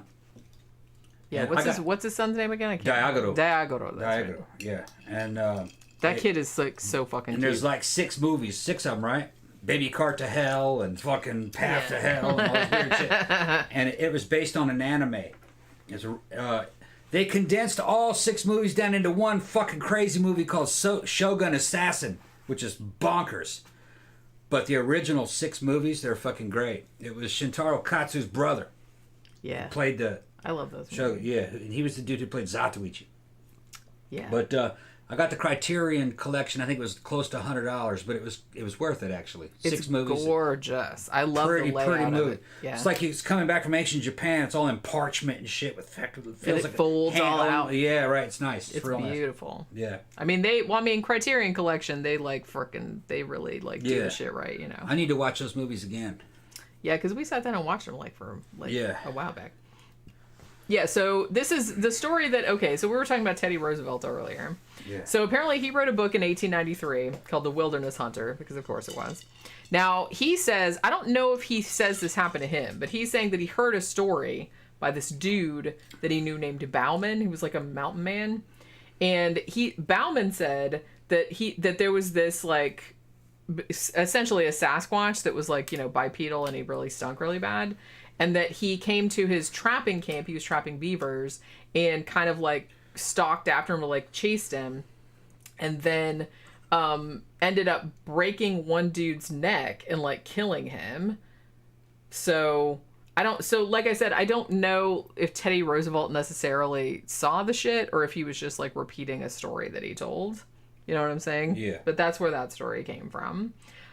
So like I said, there's been other ones where the worst thing that the Sasquatches do is just like steal other people's fish out of their nets or something like that. But like I said, there's been some where they've been kind of aggressive too. I feel like recently, I don't know. I feel like it's kind of like, I don't know if I'd say 50-50, but most of the time we're just like, oh, they just kind of like chill and don't do anything. But a lot of them, some of the documentaries I saw, people that saw them said that they would kind of like bluff like a gorilla, but that they wouldn't like attack you. Like if you were just kind of like bowed back up at them, they'd run away type of thing. But I don't know. So yeah. So like I said, this goes back to, there was like back in the 1920s, there was this dude who was, he was like worked for Indian Affairs back then. And he took all these stories of these local Sasquatch legends and like sightings and stuff. And he put them in, like, he wrote a series of articles for the newspaper in Canada, for a newspaper in Canada. And so these were all kinds of different sightings and stuff. And he noted in these articles that the indigenous peoples, you know, the natives were like really, they were like insistent that these creatures were real, and they were like really offended by people saying that they didn't really exist, right? Now, these people said that the Sasquatches, they didn't really call them that. That was just like a name somebody else gave them just to kind of, because they, you know, different tribes had different names for them. But these particular sightings, they said that these Sasquatches could talk, at least to some extent. So they were more man-like, I guess, than animal-like. So at this point, it was around like 1940, I think, when the terminology Sasquatch like came into popular usage. And that was supposedly from, you know, one particular name. And I'm just not even going to try to pronounce it, but it's like Sasquec, was, you know, like a native term for... Squeck. Yeah, something like that. So it's kind of like an anglicized version of that word, and that's kind of what they started calling it thenceforward. But I feel like our modern conception of Bigfoot or Sasquatch or anything, like first kind of came into popularity, I guess, in the late 1950s. So there's this dude named Jerry Crew, and he was a bulldozer operator, like for a logging company. And this was Humboldt County, California, which, like I said, Humboldt County, Mendocino County, Trinity, like this, which is called the Emerald Triangle, because that's where they grow all the pot. That's like kind of a hotbed of Sasquatch sightings. So there's that. So even back in the old days, I don't know if it was because that's where the story came from. I don't know. But so this dude back in 1958, he apparently found a bunch of big sort of human-like footprints, except they were like 16 inches long. And he found like a tracks in the mud. Now, he told his coworkers about this, and then a bunch of his people that he was working with said, yeah, we've seen those too. And we've also seen those tracks on previous sites, and we don't know what they are because they look like human footprints, but they're like way bigger than a person's footprint would be. Some of them also reported some other stuff, like really heavy shit, like big, like 450-pound oil drums, like being moved around, like when no one was supposed to be on the job site, shit like that. Now, because of the footprints, they started using, and I even saw like there are pictures online of the actual original newspaper story where this dude reported these sightings, and he started calling it, they started calling it Bigfoot because it had big feet. So that's the name that kind of like caught on, like I said. So Sasquatch comes from the 40s, the Bigfoot name comes from the late 50s, and pretty much, I feel like those two terms are pretty much interchangeable, right? At this stage. But yeah, that's kind of like what it was. So, Okay, I was going to show him this guy. Oh, okay. This is what I was talking about. It's called Lone Wolf and Cub. It's 6 movies. This is the Criterion edition. All right, and it opens up. This thing is badass. It was expensive, but it was worth it. Oh, is it this way? Yeah, here it is.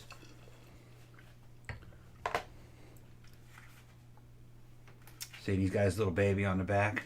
Yeah. And it opens up. And it comes with a little book. Hi, Pokey. And the book has... Pokey, you... Damn it. Don't sit on her. She might jump up in the chair behind you. There's Diagono. Diagono was the prototype for Baby Yoda. Yeah. Okay. That cute little booger. Yeah. With his little hair. And there's his dad. You see, he got a little lone wolf and cub. And they're escaping from a death sentence that the Shogun put on them. But this was the inspiration, basically, for The Mandalorian. The names of the movies are Sword of Vengeance, Baby Cart at the River Styx, Baby Cart to Hades, Baby Cart to, what does that say? I can't read that. In Peril. Baby Cart in Peril, what does it say? Baby Cart? Baby Cart in the Land of Demons? Yeah. And then what's this one? White Heaven in Hell. White Heaven and Hell is the last one. Yeah, those this are is a just- very good series. And all 6 movies you can get it for probably around 80, 90, 100, depending on how rare it is. It was a limited edition, I think. But you could also probably stream them. I would imagine. Really recommend it. Fun Yeah. movie. They took all these movies and shrunk them down into one fucking crazy ass B movie called Shogun Assassin, which has nothing to do with this. And makes absolutely no sense. It makes no sense, but this makes sense when you watch this. Tom Criterion Collection, what title? It's actually 6 movies. It's 6 movies. It's the Lone Wolf and Cub series. Yeah, Lone Wolf and Cub. Yeah, they're like samurai movies. Yeah. Inspiration for The Mandalorian. That's what we were talking about. Yeah. But yeah, so all right, so where was I? So 1958, like I said, this dude on this construction site, he worked for a logging company and apparently found these big ass footprints, hence the name Bigfoot. However, in 2002, the family members of a co-worker who worked with Jerry Crew, whose name was Ray Wallace, said that Ray Wallace had actually made the footprints himself. Like, he had carved these big wooden feet and walked through the job sites for a joke. Don't know if that's true, but that's what his family said after he died anyway. They're like, yeah, sorry, we were pretty much responsible for that. You'll find that a lot of times. Most famously, I guess, with the most famous video clip of a supposed Sasquatch, the Patterson-Gimlin film, which was taken in 1967. Yeah, I remember when we saw this on In Search Of. It's the first time I saw it. They even put it in the opening, Yeah. the intro of In Search Of, did they not? It kind of had me and my dad going. I was a little kid. I was Cub, he was Lone Wolf at the time. And I'm looking at that, and my dad's going, yeah, maybe. Yeah, because back in those days, it was still kind of possible. Before, widespread satellites and fucking roads Before and we shit. can see Before you every can see everything square everywhere. inch of the Right. earth. Yeah, he thought maybe that might be possible. Not anymore, though. Danny Rolling Ghostface says the Jeffrey Combs Bigfoot film Abominable is a great Bigfoot horror film. I've been wanting to see that. I actually Haven't didn't seen even it. realize that Jeffrey Combs was in that. Didn't know he was I in do it. kind of feel like a lot of Bigfoot movies have come out lately. Like I said, there was a lot of them in the 70s. You had a little the Boggy Creek, Yeah. which is more based on, they don't call it a Sasquatch. That's more based on the Fouke monster. Is it Fouke? Fouke? I don't know. What year was that, man? If it's got Jeffrey Combs in it, got to see it. I don't think it's that old, Yeah. because I remember hearing about it a while back. And then there was that one, that Bobcat Goldthwait one, Willow Creek, which I've heard was pretty good. I think that might be on Tubi, and I've been wanting to watch that one. It's on my list. I just haven't got around to it yet, but we'll see how it is. But yeah, so the Patterson-Gimlin film, which, like I said, still the most famous piece of Bigfoot video. That was taken 1967. Now, I think Roger Patterson is dead now. But Robert Gimlin, they actually interviewed him, so I guess he's still alive, because they actually interviewed him for the that Sasquatch miniseries that was on Hulu. That, like I said, wasn't entirely about Sasquatch. It was more about drug dealers in the Emerald Triangle. But they interviewed him a bit, and he is still insistent that was a real Bigfoot. They were out riding their horses or whatever, and they just saw this female, and it's actually a female Bigfoot, they said, because it had boobies. Yeah. But that it was walking, and it turned around and looked at them, and they were freaking out. It's oh, we got to record it and blah blah blah. It's only a minute long. But also on that same documentary, there's this dude named Bob Hieronymus, I think is his name, and he kind of came out and he said, no, that was me in the suit. And it's funny because he was saying on the documentary, he's Bob Gimlin, he's just lives kind of down the street from me, in the same neighborhood. And it's so we don't really talk anymore. It's every time he'll drive by and he'll kind of wave, but it's they don't really, because I guess because he's still insisting that the Bigfoot thing was real, and he's saying, no, that was me in a suit. Okay, B just posted a link to Lone Wolf and Cub on YouTube, but that is not the movies. That is the television series. Oh, okay. It's not the same. Dom the Bomb said that you can get it on Blu-ray in the UK now for 64 pounds, limited edition. Okay. That's not bad. That's not bad. Yeah, they're actually. All right, I'm gonna run to. Okay, do we have any commercials you gotta pay? Yeah, let me show the Strange Realities commercial again, and I'm just gonna run to the bathroom real quick, All right. and then we'll kind of come back and we'll talk about some kind of recent sightings of some Well, in the past 10, 20 years. That's fairly recent. All right, so we'll be right back in just a second. In 2019, the first Strange Realities Conference took place in Nashville, Tennessee. The pandemic and turmoil the following year could not stop 2020's conference from thriving in cyberspace as a live streaming event. Now, for 2021, the third annual Strange Realities Conference will combine these worlds into a paranormal hybrid event, live in person in Nashville and streaming online. Join us in exploring just how truly strange our reality can be with an interdimensional lineup of speakers presenting unique and intellectual perspectives on magic, mysteries, and the paranormal. Featuring Alan Greenfield, Dr. J. Michael Bennett, aka Dr. Future, Tim Banal, Soraya Ascaf, Dr. Stephen Finley, Aaron Gullius, Amy Pachula, Brent Rains, Chris Ernst, Heather Mosier, Michael Hughes, Jose Herrera, Joshua Cutchin, Kiki Dombrowski, Nathan Isaac, P.D. Newman, Steven Snyder, aka Recluse, David Metcalf, Timothy Renner, Steve Stockton, and Ren Collier. Tickets available at strangerealities.com. It's going to be amazing. Okay, and we are back.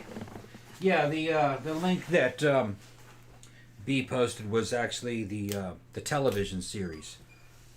It's not the same movies. That's good that it's come down some on Blu-ray. I don't know if that's the Criterion edition or not. Probably not, but it wouldn't matter. The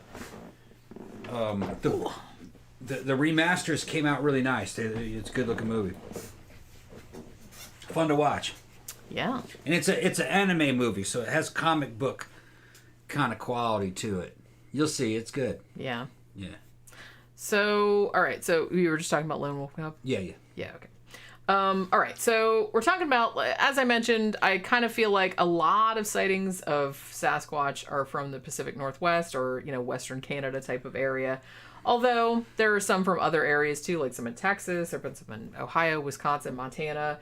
There have been a shit ton in Florida actually, but like I said, down here we call it the skunk ape. So there's that whole thing. So let's talk about some sightings. Now, some of these, I pulled a lot of these just off of, there's a thing called BFRO, which is like the Bigfoot Field Research Organization, I think is what it stands for. And they have a massive website that has over 2,000 reported sightings on it. So I just pulled some of these off of here. Some of them have locations, some of them not. Still not enough likes up there, somebody said. Yeah.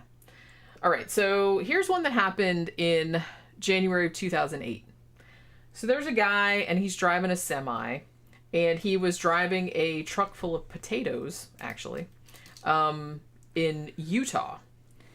So he's going down this hill, right? And then the fog, it's kind of like thick fog, so he's driving through the fog, and then he notices something on the side of the road, and its eyes were glowing. Like I said, there was eye shine. So at first, he thought it was a deer, which is what you would think, because we see them on the side of the road here as well, so I'm assuming they do everywhere else. Now, at that, he switched on his high beams and said that he saw a massive creature running across the road just 20 feet or so away from his truck, running in with long strides. He thought that the creature had to be at least 8 feet tall, if not taller. He thought maybe 600 to 800 pounds in weight. He said it had black hair, big eyebrows, and big long arms that were longer than a human's. He said that it turned its head and looked at the truck as it was driving across, and he said that he had to swerve into the middle of the road to avoid hitting it, and it almost crashed.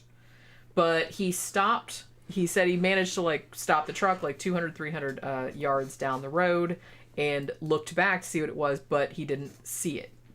Now, he said, apparently this guy, he's not named, But he said he was a hunter. He was an outdoorsman. He was familiar with the animals of the area.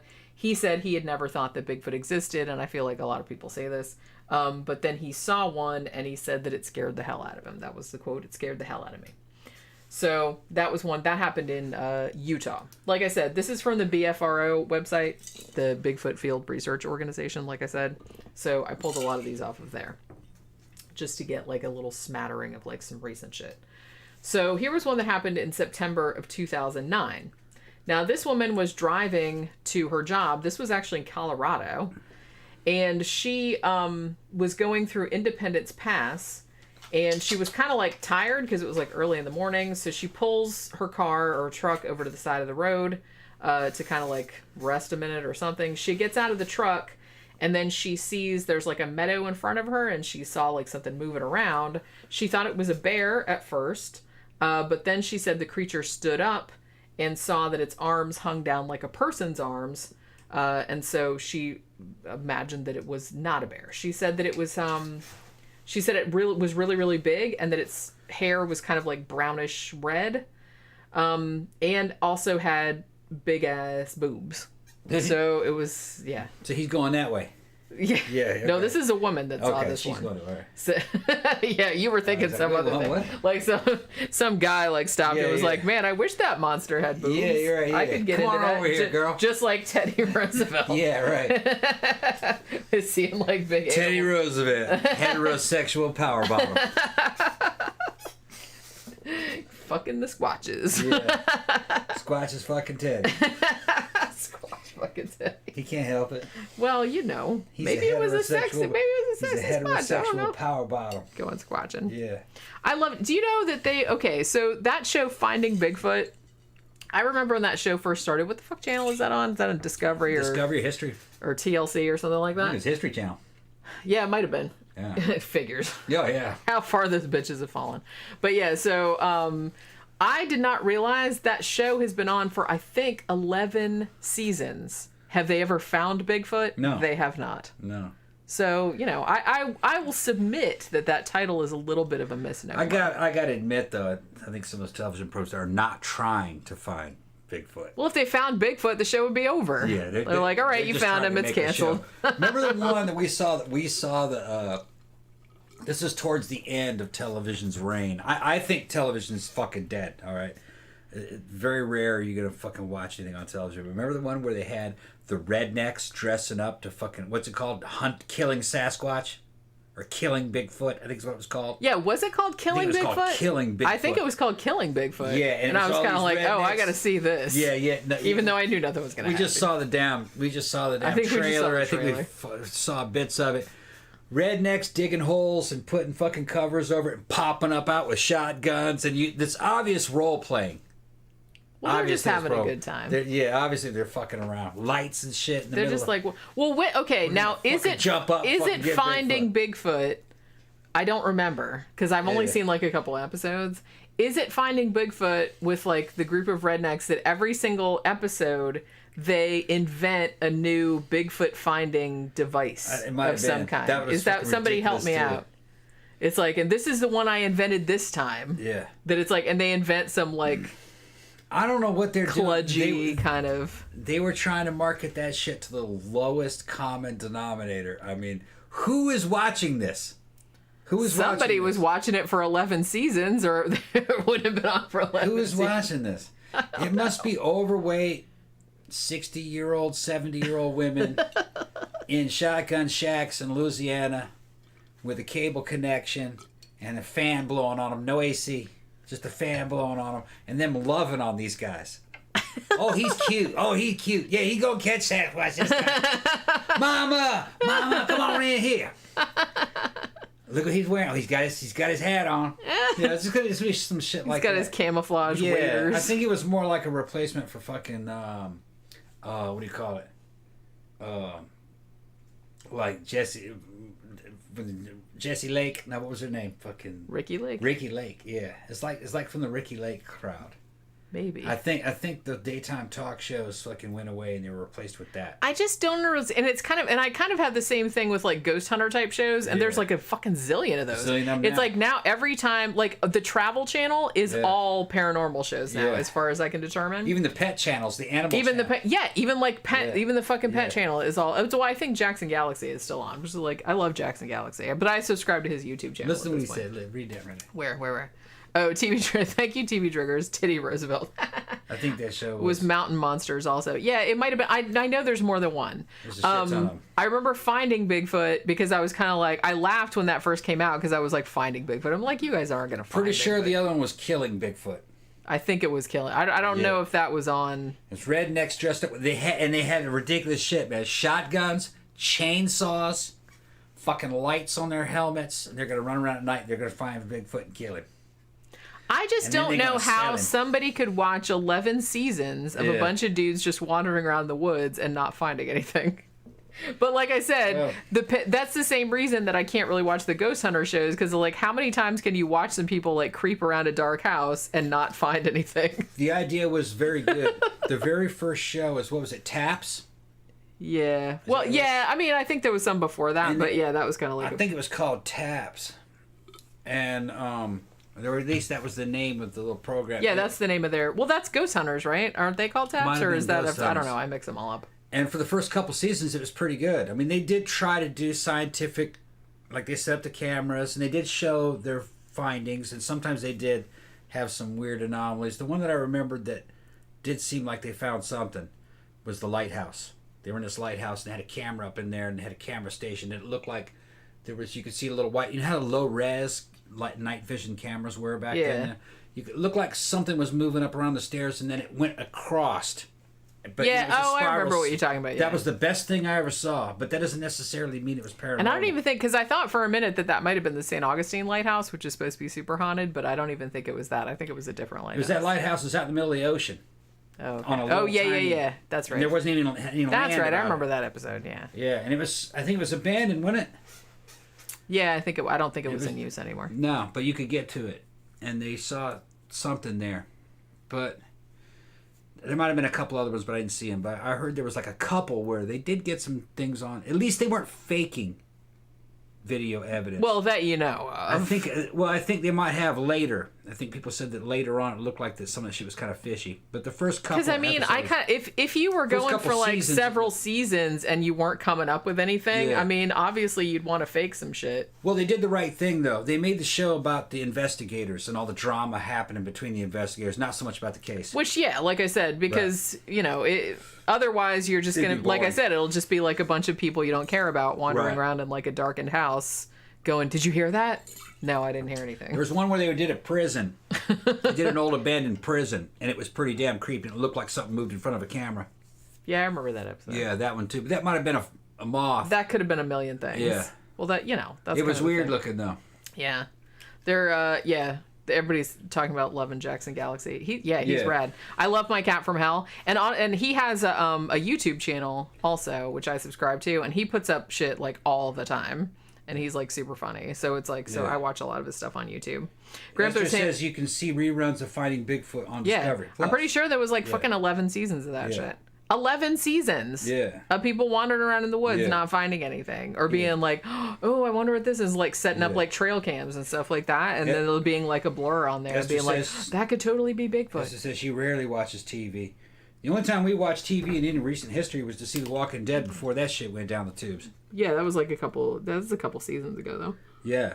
There's nothing on TV worth watching.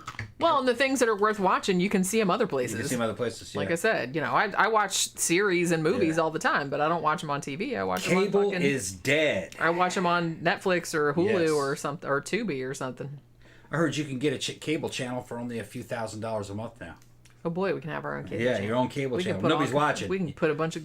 Well, you'd get more hits on YouTube. You could put all kind of stupid shit on there. Yeah. Gramthor's Hammer said they never find anything on that Oak Island show either, but it's on season after season. Yeah, see, it's like, and honestly, I like a lot of shows about like mysteries, like History's Mysteries, and like what's that one, Mysteries at the Museum, where it's like a bunch of different shit, like a bunch of different stories on one thing. That's like fascinating, but that's like real shit. So I kind of feel like if we're just gonna have, and I can't believe that there's like multiple shows about ghost hunting where it's like, and I like that it's, you know, it's, I guess some people just like the whole creepy, because I like a haunting and stuff, but that at least has reenactments, so it's almost kind of like watching a scary movie. It's not like you're really... They're talking about how much the shit fucking In Search Of was. Well, it was the shit because it had a badass fucking intro.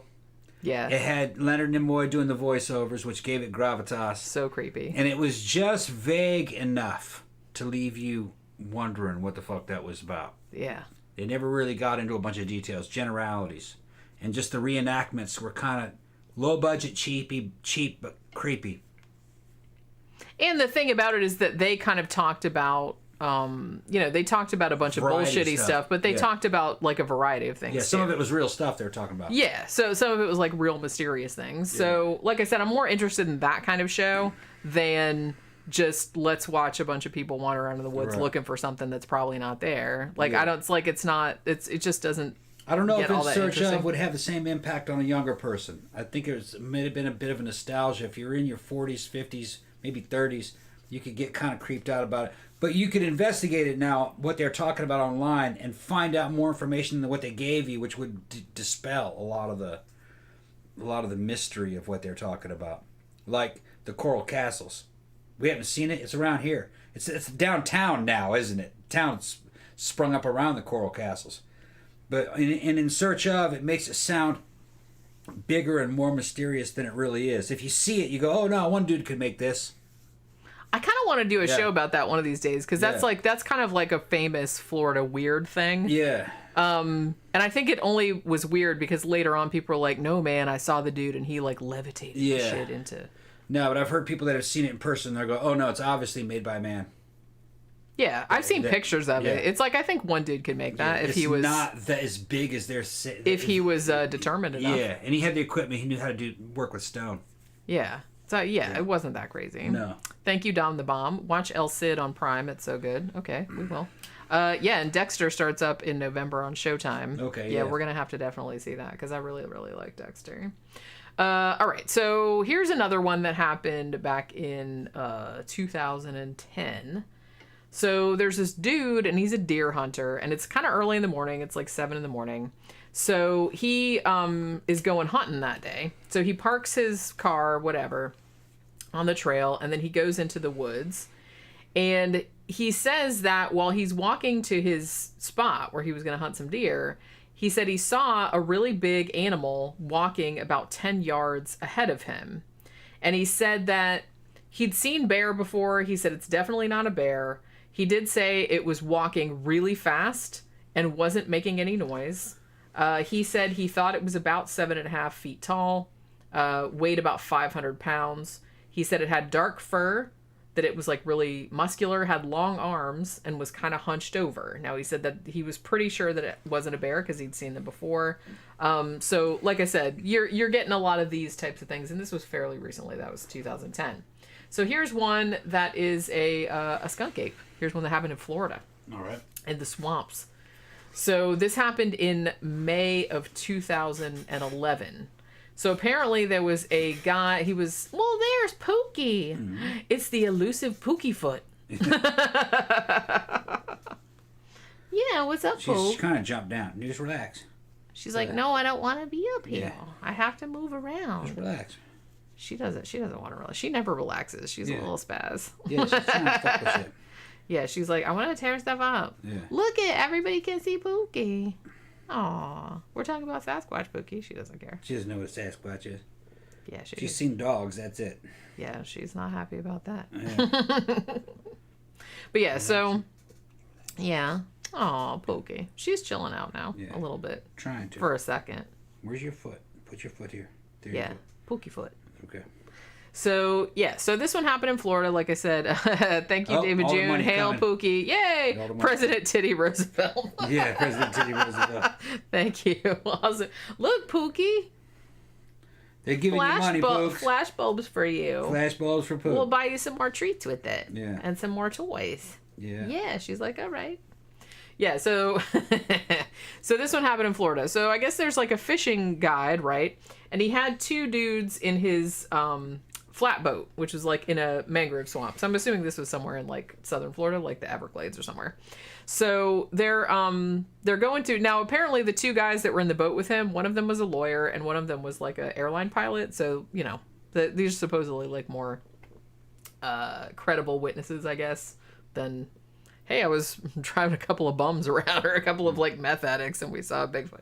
So I guess it's like more believable. But yeah, so they saw something about 100 yards away on the shore, like of, you know, the swamp where they were going through. Now, at first, again, thought maybe a bear or maybe a feral hog, because we do have those in Florida. I don't know if you know, we do have wild pigs. So, you know, so he thought maybe it was that. But as the boat kind of approached, he said the thing stood up and it looked at them. And at that point, he knew that it was not a bear and that it was not a pig either. He said, I love this. He said it was as wide as a refrigerator. That's what he said. He said it had a ZZ Top beard, which is my favorite detail. And also that he had a hairless forehead. So I guess he was kind of like bald on the top. And he was balding in the front and like had might long have hair. been a fucking Florida bum. It might have just been.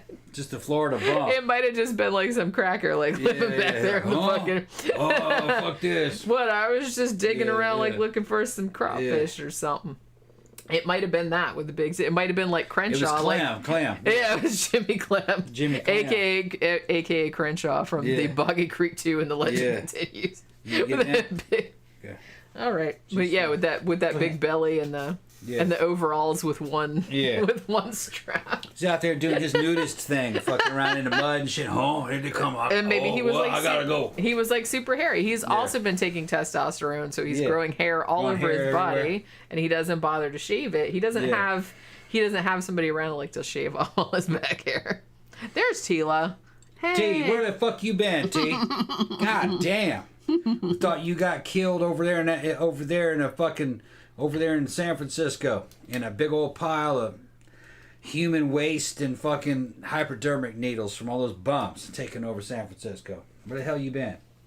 But yeah, so this was one that was found in Florida. Like I said, you know, maybe it was a skunk ape, but like you said, it was probably just some dude living in the swamp, honestly. That was just like going out for his morning constitutional, perhaps. Yeah. So yeah. Here's another one that happened in 2010. This was October of 2010. So there's a dude and he's supposedly in his house, watching TV or whatever. T said she killed, I'm unkillable. Right. I hope so. You missed it. Fucking Jenny shaved my back. You should have been there for that. Well, not on camera. Not on camera, though. That would be a little. That would be a little much. Make all kinds of money. You think? I don't know. I don't know. Maybe in some segments of the internet you would. She just said she's been busy. Yeah. Mm-hmm. Yeah, Tila is almost as elusive as the Sasquatch. Yeah. That's right. She only, you know. So this guy's like watching TV in his house and he hears a noise outside. He said that at first it sounded like a police siren or like a car horn. But then when he turned the volume on the TV down, he said it was actually sounded more like an injured animal. And at first he thought maybe it's a bear or maybe it's a mountain lion, something like that. But then he just sort of forgot about it. So then the next night, his friend comes over and is going to take him. They're going to go out like gambling at a casino or something like that. So the friend comes to pick him up about 8 o'clock. And they had driven a couple of miles. And then they both heard the same noise. Now, they were kind of like, I wonder what that is. That's like a weird ass noise. And then they like kept driving, but then there was a car ahead of them that had stopped like in the middle of the road because apparently the two people in the car ahead had also heard the noise and was like, what the fuck was that? And it's like stopped. And then when they stopped, they saw there was like this creature that looked like a man. They said it looked 10 feet tall, dark brown, black hair. And again, eyes that glowed in the reflection from their headlights.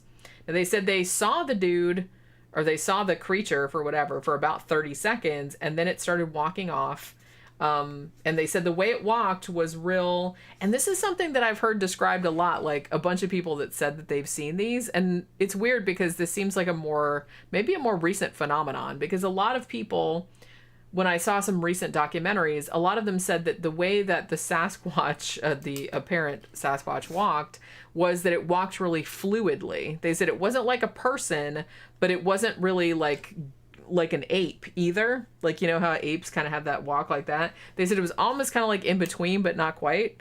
That it was almost kind of like a gliding type of motion. And that's also what this person said that they saw. They said that the movement was very fluid or gliding, and that it just kind of like walked off. But yeah, so they did, so these two did actually, you know, say later, yeah, we never believed in Bigfoot, but blah, blah, blah, now we think we saw one. Now, this one actually came from a police officer. This happened in 2007. And I guess he had got like a call out to go to this ranch or whatever. And then when he was driving out to it, he sees something coming up out of a ravine, like on the side of the road. And he thought at first that it was a person. This was somewhere where there was like a lot of marijuana fields, you know, like people growing it out in the woods and stuff. So he thought that it was somebody like freaking out or like running out or whatever. But so he hits the brake on the car and backs up. And then in this headlights, he says that he saw, again, a creature that was about 7 feet tall with brown fur walking upright. They said it had leaves and grass matted into the fur on its back like it had been lying down, and was kind of moving slowly. They said it kind of turned away from the cop and went back into the forest, kind of pushing aside some small tree limbs. And he said it was visible for only a few seconds, but he could hear a lot of the noise that it was making for a lot longer. And he also believes that this was a Sasquatch. Yeah, so the same thing too. Some people, like I said, some people have said they saw these outside of their houses, right? So this person, this was actually in Virginia, which is somewhere which I don't think has a lot of Bigfoot sightings generally. But this was a dude and his son, and it was kind of early in the morning, and the two of them, this was May 2011, by the way, they said they heard a loud noise outside their house, so they thought it was like a person or like an intruder, so they get their guns, and they go outside to see who it is, thinking someone's breaking in or it's a bear or something like that. So they said when they got outside, they said that actually it was an 8-foot tall, furry humanoid running at them from the woods behind the house. And they shot at it, although, well, the son kind of shot into the air. And they said that the creature made a shrieking noise, but kept running toward them. They said the creature got within 15 feet of them, and then the pair were like, fuck this, and ran back into their house. They both said they were like terrified. Again, they said that this creature like smelled like a skunk, and the footprints that it left were about 20 inches long, almost 2 feet. So somebody came out to their house and like looked into it, and apparently there were some other kind of noises that they'd heard subsequently, and that there were kind of like a little bit sort of damage on the side of the house, like it looked like somebody had been like smacking the side of their house or whatever. So maybe the Bigfoot had like been hanging around there or whatever. So like I said, that was one that happened in 2011. I bet Virginia Bigfoots are stuck up. Yeah, probably. James Knapp just turned it. 2011, what state was that? That was Virginia. That one was in Virginia.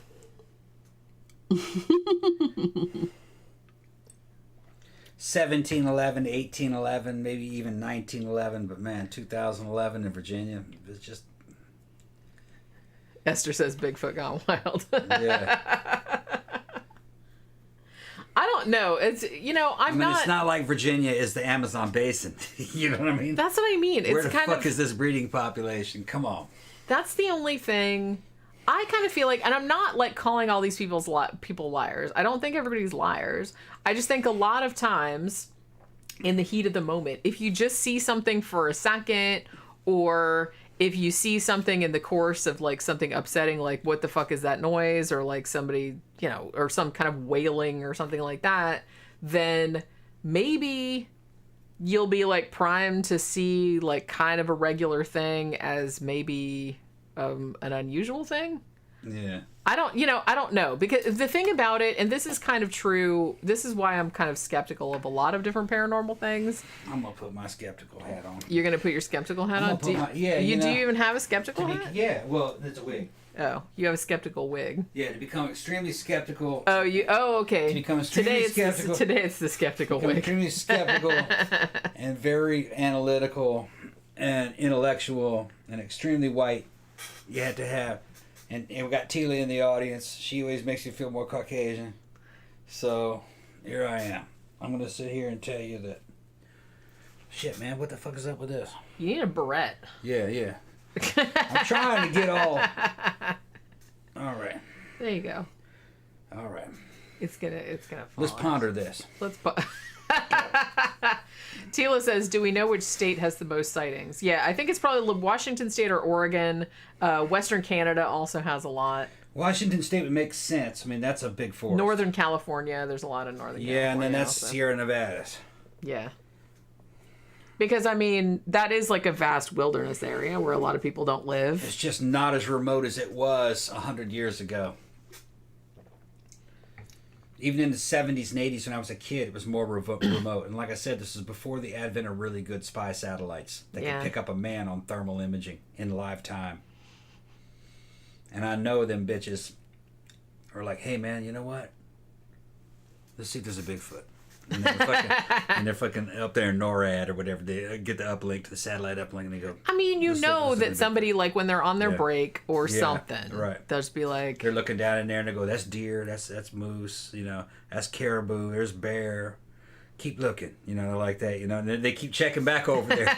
And they're going, nah. Because that's what I'd be doing. Right. I mean, just if I didn't have anything else to do at that moment, it's like, hey, let's look for Bigfoot. Right. And if they saw it, they would go, there's a fucking Bigfoot. And then they would fucking get the GPS coordinates and they'd fucking go down there or send somebody down there and to go get it, to go kill one. I mean, I would really like it if there was big feats, but big feats. Yeah. But I don't know. I just think if there were big feats, I think they would have found them by now. Yeah. Imagine if you could capture one, you could sell him. How much money would he be worth? Of course. Well, some people have tried to do that. We'll talk about that a little bit later, Right. like some of the hoaxes and stuff. Yeah. But because he wouldn't fall in the laws of dealing with a human being. Say it wouldn't be a human. So that means you could hunt it and capture it just like an animal and sell it. Well, do you know that some states, I think New York State, even has like a law in the books. So I'm sure it was like that Bigfoot is a man. No, that Bigfoot, if there was a Bigfoot, it would be an endangered species, so you aren't allowed to shoot them. Right. Okay. So, but all states are different. Like, and I don't know how much of like a joke that was. Probably like when they put the law on that, but they're just saying, hey, if that was a real thing, it would probably be an endangered species, which it probably would. So they're like, please don't shoot them. You know what I mean? Just like for a long time in Florida, I don't know if you guys knew this, but for a long time in Florida, alligators were endangered species. Yeah. So you weren't allowed to shoot them for a long time, but now they're like kind of proliferating. So they're like, okay, shoot them all you want. Well, you're not allowed to shoot them all you want, but you can shoot like a certain amount. T says that some are saying that they come from another dimension. Well, the reason why they're saying that is because there's lack of footprints. So you got to explain why there's no footprint. Yeah, there is like a subset of Bigfoot, lore that says that they're interdimensional beings or they're something to do with extraterrestrials, which is like that. I don't know. That just to me seems like I don't know if gilding the lily would be the right term for that, but it just really does kind of seem like. It'd be cool enough if there was like some unknown hominid that had been like living out in the woods all this time. It's like, why you gotta like bring you up? I kind of feel like sometimes there's some like sub segment of the paranormal subculture that just wants all of the paranormal things to be like all in one. They want to make like an extended universe, like the MCU, but with all the paranormal things. Yeah. Like in one thing, and it's like all explained by one thing. I guess because it would simplify it. Maybe. Yeah. So I do kind of feel like they came here on UFOs, or they're popping in and out of other dimensions, and that's why we're not finding any dead ones. That's why we're not finding any poop. That's why we're not finding any blah, blah, blah. Yeah, Dealer goes, oh yeah, lack of footprints. Then Gramps goes, yeah, no, lack of huge bones. So you describe it away by saying, well, they're coming from another dimension. It's a spiritual Bigfoot, summoned by Indian spirits, near this Indian spirit realm, which actually... That would actually come closer to a lot of the Native American lore that I heard just on the periphery. That things like Skunk weren't really physical beings anymore. They were more like spirits. You know what I mean? Yeah. Kind of like the thunderbird and the rainbird. They're not necessarily physical creatures. They're like talking about angels, you know. Yeah. And that Skunk Ape might be like a spiritual wild man. Well, it could also kind of be a variation on a Wendigo or Wendigo. Yeah. It's not something you would expect to see in some of the stories kind of, from what I was told, some of the stories actually are describing a spiritual creature. Something that is like a ghost or a nature spirit, like that. Yeah. And it could be that it might have been based on something that existed a long time ago. Yeah, I mean, it'll probably, because Right. the way that people describe Sasquatches sounds very much like some other hominids Gigantopithecus that did exist. Right. Just Neanderthal, not, maybe. Yeah, just not here. Right, and not now. So therefore, the legend changes to, well, he's spiritual now. He lives on in our memories. He's in the spirit world now, watching over us, doing stuff. Which makes more sense to me. Right. And then that would even probably, because Indians would have been in the not ancient times, but in the 1700s, 1800s, 1600s. I think the legends are the stories, as far as white historians would know it. They're hearing these stories in the 1800s. I don't think there's any mention of them in the 1700s. And those Indian stories might be from the 1800s. Indian culture was not static. It was constantly evolving. So they may have come up with that in the 1800s and told white people about it. And Indians of the 1800s would have been like, well, if Skunk Ape is a physical creature, why can't we see his footprints? Why isn't he hunting? Why aren't we seeing him? Well, he's a spirit. And that would explain it to an Indian. Yeah, like, okay. Which is the same thing as a person today going, well, he's from another dimension. That's why we're not seeing these. It's the same argument. It's just different people giving that same explanation of why you don't find footprints. Why aren't you finding the bones? Why aren't you seeing them? Why aren't they migrating? Why do you see them down there competing with the bears for fish? There has to be an explanation. Well, because they got to be eating something. They're spiritual. They're from another dimension. Same shit. Although, how awesome would it be? I'm not sure if it would be awesome or terrifying, or maybe a little bit of both. If I went out in the driveway one day and saw a Bigfoot digging through our garbage can, wouldn't that be neat? But being spiritual and being from another dimension is essentially really what they're saying is in an old-fashioned way of saying that they're extinct. That's what they're in the past. Which, like I said, that's not crazy at all, because there were hominids that looked kind of like people describe. It's something Sasquatches. Something that is passed down to them in their imaginations. Stories or fears of something like this. An inherited fear of a bigger, hairier version of a human that could eat you. And you had to watch out for it. And the fossil record shows those. Gigantopithecus. Yeah, that was a real thing. It was a real thing. Like I said, they don't know if it ever existed in North America, but it for sure existed in Asia. And the stories may have started then. Yeah, although as far as I know, the only fossils they found of Gigantopithecus, they're not actually entirely sure whether it was bipedal or quadrupedal, because they said all they found so far was like teeth, mandibles, that type of thing. So it could go either way. It wouldn't have mattered. Because a gorilla isn't bipedal, but Africans in the 1800s described him as a hairy wild man. Yeah. It didn't matter that he didn't walk around on two legs all the time. It was still recognized as a hairy man-like creature. So, earlier Homo sapiens from 10,000 years ago, if they saw a Gigantopithecus, they just would have said, that's a big man.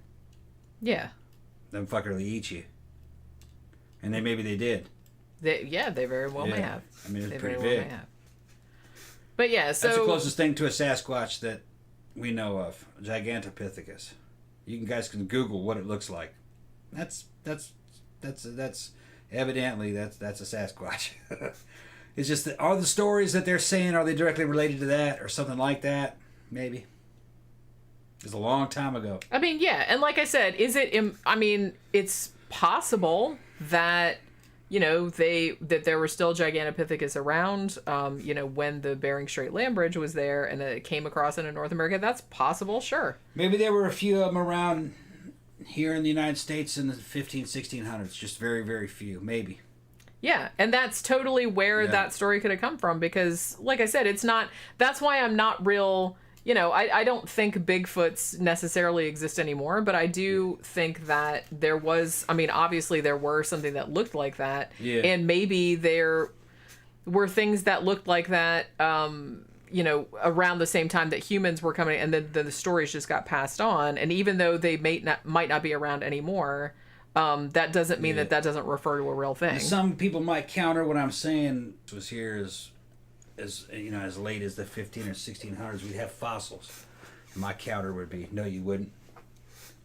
You don't have very many fossils of anything. Well, fossilization is a very rare. And it's hard for something to become a fossil. That's why there's so many gaps in the fossil record. If something like a Gigantopithecus died in the 15, 16, 1700s, even going back 1,000 years, couple thousand years, if they died on the North American continent, chances are they were immediately eaten. There's nothing left. Yeah. You throw a turkey out in the backyard, you come back out the next morning, because we did that shit at the farm. Fucking come back out next morning, it's gone. You never seen it, fucking not even shredded. Well, and it's like not even that. There's some predators and bugs and, insects, everything like that. But it's like not only that, but then the conditions have to be exactly right for something to be fossilized. And that doesn't happen. Right. Considering that, it's actually amazing that we have as many fossils as we do, and that, the fossil record is as complete as it is. North America, it would have been very, very rare. You're talking about a couple thousand of them. The chances at any one time, a couple thousand of them at any annualized over a couple thousand years, very, very slim here. Yeah. Real slim. And like I said, they're pretty sure that Gigantopithecus did exist in Asia. Yeah. And even so, all they found of it, like I said, is some jaw bones and some teeth and stuff like that. They haven't found any like leg bones or anything like that. So, So, like I said, I'm not saying, I don't think that it's still around as a species, but what? Here's an idea.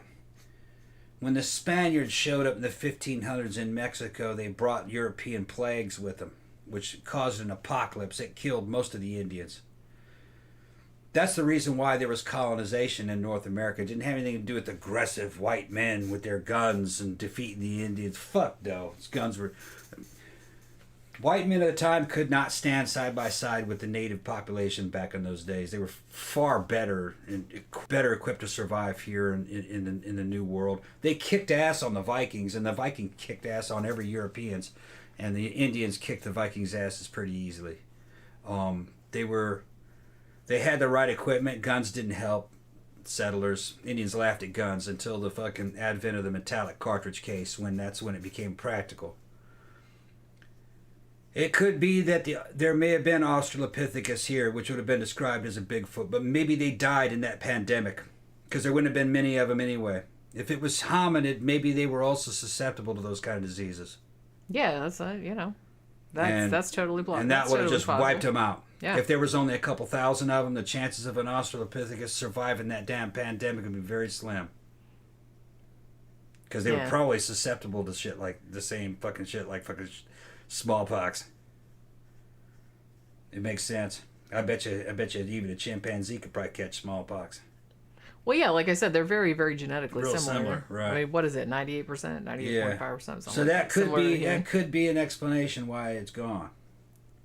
And it would still be remembered, because that wasn't very long ago.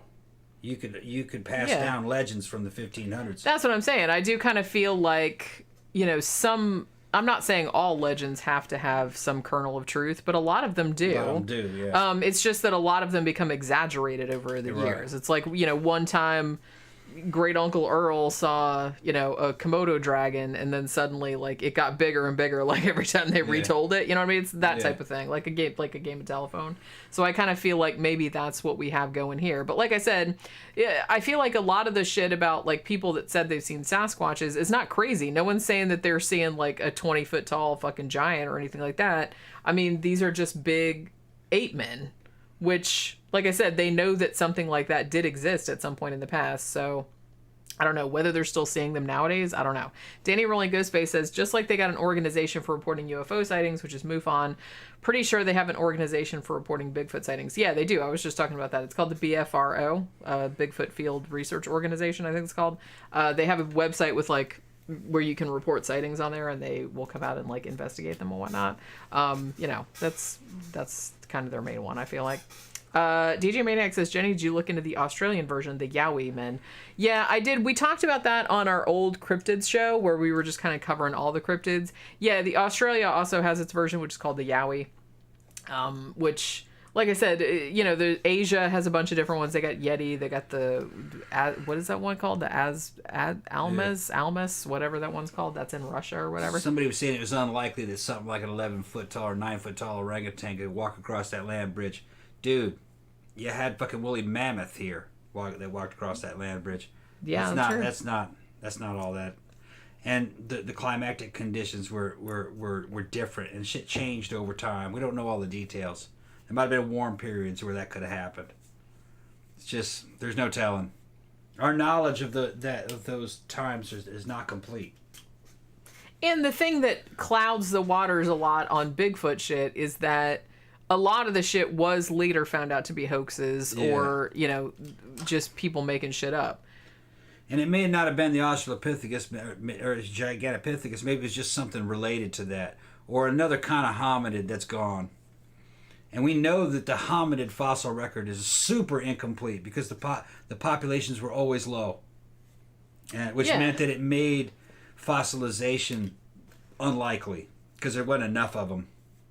And like I said, even now, and it's been fairly recently that they just found out like all these other like kind of hominid species that were going around at the same time. I mean, that's like only in the last couple decades they've come up with that. There may have been something that was pretty human and from a recent era that kind of could be described as a Bigfoot, and it may have been another species, but another species of man. Maybe it was viable. Maybe you could actually crossbreed with it because it wasn't as inhuman as you think it was. Just a big guy, 6 feet tall plus, which would seem huge to a person from the times we're talking about when most people were about 5'1". It'd have been big if it was 6'4", and it was just hairy, just a hairy person. That might be possible. And we're talking about 6,000 years ago, 5,000, 2,000, something like that. Yeah, it's like I said, to me, this doesn't seem... Like I said, I don't know if people that are seeing them nowadays are actually seeing them or if they're seeing something else or whatever, but I'm not saying this is... Of all the, cryptids, of all the paranormal type subjects, this is kind of one that seems the most plausible to me. Yeah. Even though I'm not sure I buy it 100%, but it's also plausible that people exaggerate. Well, that too. And worry about people that are bigger than them and wilder than them. Well, if a person's bigger than you and wilder than you, how do you express in your story that motherfucker's wild? He's not wearing any clothes. Got hair all over him. He's wild. Even all over his back. So it's kind of a logical leap. Yeah, even on his back. Couldn't even shave that shit. He's like an animal man. An animal man's going to be hairy. So it's kind of like a logical leap. Well, see, human-animal hybrids are a pretty common... Yeah. That's a pretty common, trope in folklore, all around the world, And it'd probably be a pretty common fear. You're walking around... Yeah, that too. You're walking around, you're afraid of getting robbed by somebody from another tribe. But then you take it one step further. He's not only from another tribe, he's slightly from another species. He's wild. He's got fucking hair like a damn dog or hair like a... You know what I mean? All over his body like a wild animal. What? I gotta take her outside. Listen to her yelling. Yeah. She's like, hey. Yeah. So like I said, I wanted to mention this because, like I said, we brought up that the one in the southeastern United States, usually called the skunk ape. And we've had sightings of them down here. They have one in Ohio called the grass man. I mentioned I guess it's called the Fouke monster in Arkansas. Which, like I said, if you've seen the Boggy Creek movies, that's Charles B. Pierce. That's what those are about. I wanted to ask anybody from Virginia though, because apparently there's one in Virginia which is called the wood booger. It's called the wood booger, right? That's like, so what is that all about? What is wood booger? Why is it called that? It's just like, so if anybody's from Virginia, just like let me know if you've heard of that. Honey Island Swamp Monster, I think we talked about that on our last cryptid show. But there's like a bunch of different ones. But they're all like essentially like the same thing. So I mentioned before how sometimes people said they threw rocks, found weird shit in the woods, like big trees broken off or put in like weird configurations, or stuff that was like really like too heavy for a person to move, like moved around in weird ways. Apparently there was one, I guess there was kind of like some other instances where there were like some deer skeletons that were like hung up in trees or whatever, and I guess they thought like no people had been there. Also, there was apparently this one group of Bigfoot researchers that said that they had found a bunch of sort of primate kind of nests like out in these like remote woods and stuff. So maybe that's kind of going more into maybe it's some kind of unknown primate. But the thing about it though is that like it seems like a lot of the sightings take place at night, which is unusual because if this is a primate, I'm pretty sure that most primates, at least kind of great apes and stuff like that, are diurnal, which is like much like humans are. I think there are some species of like lemurs, which are like, proto primates, I guess you would call them, that are nocturnal, but pretty much all the great apes, as far as I know, all the great apes are diurnal. So if there is a Sasquatch, if it does exist, and it's nocturnal, that would be very unusual. Again, the eye shine would also be unusual because no primates that they know of have that. So like I said, and a lot of people have reported like, a particular type of noise they make. Some say they even like speak a language or something that sounds like a language. So there were some recordings made in the early 1970s, which I think somebody brought up earlier, that I guess like some linguists had said, I don't know how credible this is, but like some linguists had said that it kind of sounded like a language. And they called these were supposedly recorded in the Sierra Nevada mountains, so they're called the Ciarra sounds. And he had said that it definitely is a language and it's not human. And at least in his opinion, it couldn't have been faked. Like I said, I don't really know if that's, how credible that is, but that's just what he claimed. Now, also the dude from Survivor Man, Les Stroud, he has also said that when he was out filming some of the Survivor Man shows, that he actually did hear something that he couldn't identify like as any species that he knew of. I don't think he outright said it was a Sasquatch, but he was just saying that it was like an animal type noise and he didn't know what it was. So we were talking about before, like what, Bigfoot's, big feets would eat if they indeed did exist. In like, I don't know, I feel like in the Pacific Northwest, like I said, they would probably be in direct competition with bears, black bears in particular. So you would kind of think that they would be maybe have to eat the same type of stuff. Like they'd have to be omnivores. Like I said, eating fish, maybe even coming down and like digging through people's garbage like bears do, shit like that. Some of them, I guess some people have reported that they have also been killing their livestock and shit like that. Oh, he's putting like another... Yeah. Oh, she's going to spoil it. I didn't say anything. Spoil it. I didn't say anything. So she took me to 3 different doors. And decided... And in each one, it was too hot. It's too hot to this one. Let's go to the other one. It's too hot out. It's like there's like each door out leads to another outside. Well, she has to check. She has to check every single door to make sure that all the outsides are all bad. And she's like, okay, no, fuck it. No. And then probably in 5 minutes she'll forget. Yeah, I turned the carnitas over too. Turn that pork shoulder over. Now are we gonna Smelling good. Are we gonna eat some of that before we go out, or probably no? not? Oh, shit. Still got several hours on it. That's all. Crap. Cooking it slow. I didn't realize. We can get something else before. I got other stuff in here we can eat. Yeah. Or we can get something on the way over. Or we can get some on the way back, like at IHOP or something. Yeah, we tried to do that last time. You're like, nah, fuck IHOP. Well, I wasn't. She that's wasn't in her right mind. Because we had eaten a little bit of cake and it kind of made me feel kind of unwell, and I was just like, I don't feel like I can eat anything because I'll probably barf, and I'm pretty sure I told you that. Okay. Yeah. Because remember, we had cake because it was Big Tom's birthday. Yeah. And I couldn't even eat that. I ate like 3 or 4 bites of cake, and I was just like, yeah, I don't feel too good. All right. And I wasn't even wearing a corset that night. I don't know what my problem was. But yeah, I think it was because I, kind of drank. I didn't drink a shit ton, but I drank a lot. But it's like I didn't eat a lot, so I felt kind of ill. So Tila split. Okay, everybody said they missed Tila. Yeah, she had to go. Okay, she was going out to dinner or something like that. Yeah. So like I said, I do kind of feel like if this does exist, then it's probably like it would have to be an omnivore, right? I mean, they would just have to eat whatever was around, like nuts, fish. It'd have to be like a bear. Yeah, like dig, or you know, like I said, bears around here, like they'll dig through your garbage or eat or open your fridge if you leave your garage open. If you have a fridge in your garage, It'd have to be an omnivorous kind of like a not a predator, but I forgot what you called it. Omnivore. No, an omnivorous. What do you call the fucking thing? I don't know what you're getting at. It's just something that takes advantage of other things that are around it. I'm trying to remember the terminology for it. It's not a scavenger, but it's an opportunist. Yeah. An opportunist. A food opportunist. So it can hunt a little bit, like or me. it can scavenge, and then it can track things down, and it'll eat a little bit of carrion. It'll steal from other animals. Bears will do all that. They'll sit around and eat berries, and then it'll fish. They're just kind of an opportunist.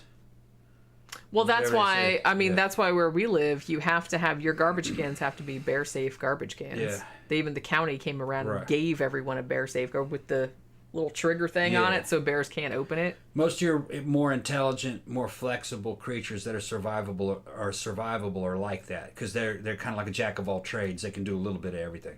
And that's what you need to survive. Well, yeah. If you become too specialized, you're not generalized enough, you're real specialized, as soon as the habitat changes, you're gone. Well, bears are kind of like people. They'll just eat anything. Yeah. Whatever's laying around. Right. Like, ooh, old pizza? Okay. Well, that's why people survived. Yeah. But, something like a koala will never survive. Poor koalas. Koala would never survive in a changing environment. I mean, it can only pretty much eat eucalyptus leaves. Yeah. That's about it. And they beg and cry. Cry baby. They're so cute, though. Cry I kind of feel like that's their superpower, is their cuteness, because Yeah. then they can get humans to help them. Help me! Yeah. They'll go to humans for help. It's the weirdest fucking thing. A wild animal that'll go up to a human and just start crying. He took me out of the tree. Look how cute I am. Because they knock each other out of the damn trees. Yeah. You want to say, like, koalas, something gross they do? It's like, so they eat the eucalyptus, and then they poop it out, and then the babies have to, like, eat the poop. Yeah. Yeah. They're very dumb, too. They're evidently an extremely dumb I know, but they're cute, creature. though. They can't help it. They have very low intelligence. Just little eucalyptus eaters. They can't help it. Yeah. I mean, eucalyptus aren't going to, like, fucking outsmart them, so it's like they don't have to be super smart. Real slow. But like I said, they're not a generalist. They're very specialized. They can only do one thing. And when that's gone, they're gone. Yeah. I know, that's, like, really sad. And most animals are actually kind of like, or not most, or a lot of animals are like that. Real specialized. Well, they kind of like, evolved in a real specialized, Right, yeah. I hate to say, but like even cats, like big cats and stuff like that, it's pretty much, they can't, they just eat meat. Yeah. That's it. Yep. They don't, they're not really supposed to eat anything other than that. Yeah, they can't change their ways. If No, times are that's hard, they starve. Yeah, which is, like I said, that's kind of shit. Sasquatches, apparently. And if they just eat anything, then you'll probably be all right because, you can just, like, live on whatever. Same with a coon. Raccoons, they'll survive anything. Yeah, raccoons will definitely eat anything. They don't call it a trash panda for nothing. Yeah. Yeah, so I think I brought up earlier supposed incident that happened back in 1924. This was like reported in a newspaper. So they called it the Battle of Ape Canyon. And this was supposedly, there was a bunch of miners that were working in this area. I think it was in California or Oregon or somewhere like that. And apparently these miners all said that they got, that a bunch of hairy ape dudes were like throwing rocks onto the roof of their cabin from a cliff. And they were apparently doing this in retaliation because one of the miners threw it. Yeah, it says, reconnection successful. Yep. Yeah. Got a little glitchy for yeah, some we reason. got my OBS like disconnected, but it It's supposedly came back on. So Yeah. it should be. It's not the same laptop, so we shouldn't have this problem. That was probably our service. It might have been. Yeah, because we really haven't had that much problem since Haven't we had got problem this with new it. No. since we got this new laptop. Yeah. You know what I mean? Like, because remember the one before, like we had it. Did like, it all the time. That was a all the memory time. problem. Yeah, Processing. It was. I haven't really had too much No, trouble this- since. this is a Just lot more- every now and then I get Yeah, trouble. but not usually. this laptop's a lot more powerful than our old one. Yeah. Also in 1924, there was a dude. He was Canadian, and his name was Albert Ostman. He was a prospector. Now he said that he got. You're gonna love this. He said that he got abducted by a Bigfoot. Yeah, there was a lot of these kinds of things. And that he was held prisoner there with with the Bigfoot family, and that he was there for 6 days. This was in British Columbia. Let me top your drink off. Yeah, Want a half or a full one? just give me a half one. Okay. Because it's like that's. I mean, it's good. It's like, but it's very lemony, so it's like real acidic. Yeah. And you know, like I said, I've eaten very little today, so it's like I had like a little tiny sandwich, and that's it. That's all. No, I think I had some cinnamon toast like at 7:00 this morning, and then I had like a little tiny sandwich with a little bit of pork and pickles on it, and that's all. And that was like hours and hours ago. So it's like I don't want to drink too much because I'll be like, oh, I'm gonna puke. But yeah, so can you imagine? So I, for some reason, like when I read this account, I was thinking of the, I don't know why, I just thought of the Star Wars holiday special, like with all the Wookiees. Because I just kind of thought, but they didn't do anything bad to him, so I don't really know. Like, so they just kidnapped him just because they thought he was neat, and they just wanted to like, it was like finding a toy, like in the woods or something. He's like, ooh, let's take this home, and like took it back because he said they didn't do anything to him, and he was there for like 6 days, and they just thought he was like funny. So I don't know. That story just like amuses the shit out of me. I don't know why. And like I said, I just thought of like. I thought it was this little white dude like sitting there with a bunch of Wookiees like poking at him and stuff. That's kind of what I thought of. I don't know why. So so here's one that happened in 1971, and this was actually. It's just got a lot of ice in it. Oh, okay, thanks. This one actually happened in Fouke or whatever, Arkansas. So like I said, this would be like your Boggy Creek creature type thing. Pokey went out. Oh, she did? Yeah, as soon as she saw me going, she went right to the fucking door. I'm sick of this shit. No, I sick can't of be this shit. inside I'm going out anymore. for I've been real sleeping in stuff. here all day. God Yeah. damn it. So she just went out to like the front porch? Front porch, yeah. Okay. Well, we'll just, as soon as the show's over, I'll go and like bring her in. Get her little like clothes off. Yeah, we don't have that much to go. Not really. Like I said, I wanted to talk like about a couple of the the hoaxes and stuff, but Stream seems to be running fine. It's running fine here. yeah, I mean, like I Okay. said, it did seem to come back on, right. so we'll see. So yeah, this I kind of feel like there haven't been, even though there's one in Fouke, Arkansas, where apparently a Sasquatch or whatever the Boggy Creek creature you whatever want to call it, kind of reached in the window, like started grabbing at people, but I guess that there haven't really been any real super credible reports of like a Bigfoot killing anybody. Although I mentioned earlier that if you have Hulu, there's a series on there, a mini series rather. It's 3 episodes called Sasquatch, and the first episode is kind of more Sasquatchy, Bigfooty than the other shit, but it's kind of more about the drug trade in the early like in the 80s and the early 90s, like everybody growing weed, like up in the Emerald Triangle, like in Northern California, and how there was this like crazy murder of like 3 dudes, and some people were attributing it to a Sasquatch. And so like the guy that was investigating was going around and he was talking to some, Bigfoot people that were saying, that some of them said, oh, there's no reports of Bigfoot killing anybody. And then some of them said, oh, they totally do kill people and like tear their arms and heads off and blah, blah, blah. So there was kind of, so I feel like there's kind of like, depending on where, like what angle you're coming at it from, are they aggressive? Do they kill people? I kind of feel like it's not really that, even like going back to the 70s with all the In Search Of and all the shit they used to talk about, because I feel like Bigfoot lore was like real big in the 70s too, and it feels like lately it's kind of made a resurgence, and I feel like the resurgence that it's had lately is more focusing on Bigfoot being violent Whereas I feel like the ones in the 70s were not. I never really felt... The ones in the 70s, I don't remember ever hearing about people being attacked by Bigfoot. But lately, I've seen that more. Like, whether it's in a fictional thing or whether it's, like, reporting, I do kind of feel like people are reporting that they're more, like, aggressive now. And I don't know if that's just, like, a cultural change. Cultural. I kind of feel like that's probably why. Because in the 70s, everyone was just kind of like, they just saw it, like, walking around. 70s, a culture, especially out in the Sierra Nevadas. You know, I was growing up in California. I was there during the 70s. Went up to Sequoia and Redwood Forest. And that whole up in the mountains country scene, which was, that's where you're going to get Bigfoot sightings, was real fucking John Denver-y, smoking pot, real kind of hippie-ish, but kind of the cooler version of hippie. We're not talking about the Haight-Ashbury hippies. These are more like the fucking ranger hippies, almost kind of like people that would like Tolkien books and listen to Led Zeppelin and shit. Well, these were kind of like, and they talked about this on the Sasquatch show too. Yeah. It's like these were kind of like back to the land hippies. They just wanted to kind of go live out in the wilderness and grow Jeremiah their own Johnson food and shit, motherfuckers. and then started growing pot just like as a way to make money. Right.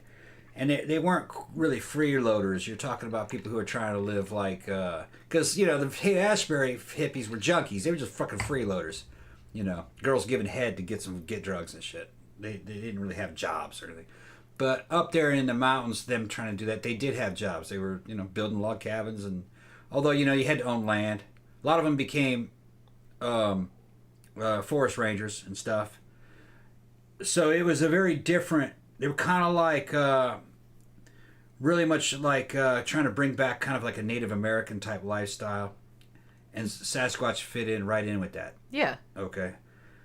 So their Sasquatch would have been a peaceful Sasquatch, or at least one that was just like part of nature. Part of nature, right? Like an hey, animal. Man, you don't fuck with him, and he don't fuck with you, man. It's a respect. You know what I mean? Yeah. You respect his land, and he respects you. It'd be that kind of stories like that, which it fits right in with the culture of that time. I was there. It was a cool time, actually. It was very cool. Hey, man, it's okay. Take your clothes off, baby. Everybody got the clothes. Go down to Lake Carco, and there was nothing but just teenage girls of fucking all ages with adults and shit. Fucking all nudism. They just take their clothes off. Nude sunbathing. And you'd have... And it wasn't perverted. It wasn't seen... It wasn't considered like erotic or anything. It was just like a back to nature type thing. I was tripping. I was like, God damn, these girls are fucking cute. I'd be like 12, 11, 12. Yeah, it was like 13. You were a kid too, so it wasn't like you were older and you were like creeping on teenage girls. No, I was like 10, 11, 12. No, the young ones didn't really impress me. I was looking at the fucking like 17, 16, 17, 18 to 20-year-olds, you know, ones that were stacked. They're like, oh, God, she's looking good. I better jump in this water before I rock up. Just like it. It's looking funny, you know. They're smoking pot, fucking passing, fucking... And the park rangers are there, fucking playing guitar and shit, selling weed. Yeah. Yeah. Well, like park rangers sold weed back in those days. Well, like I said, if you watched the Sasquatch miniseries on Hulu, the first episode, which is kind of more about the Sasquatch legend a little bit, they do kind of go into the history of like all the hippies that went into like Northern California and wanted to live off the grid and would go and like build cabins in these remote wilderness. And then they said, well, you know, they were growing their own food and stuff like that, but they needed a cash crop. So that's why a lot of them started growing pot back in the 70s when it was illegal. Yeah.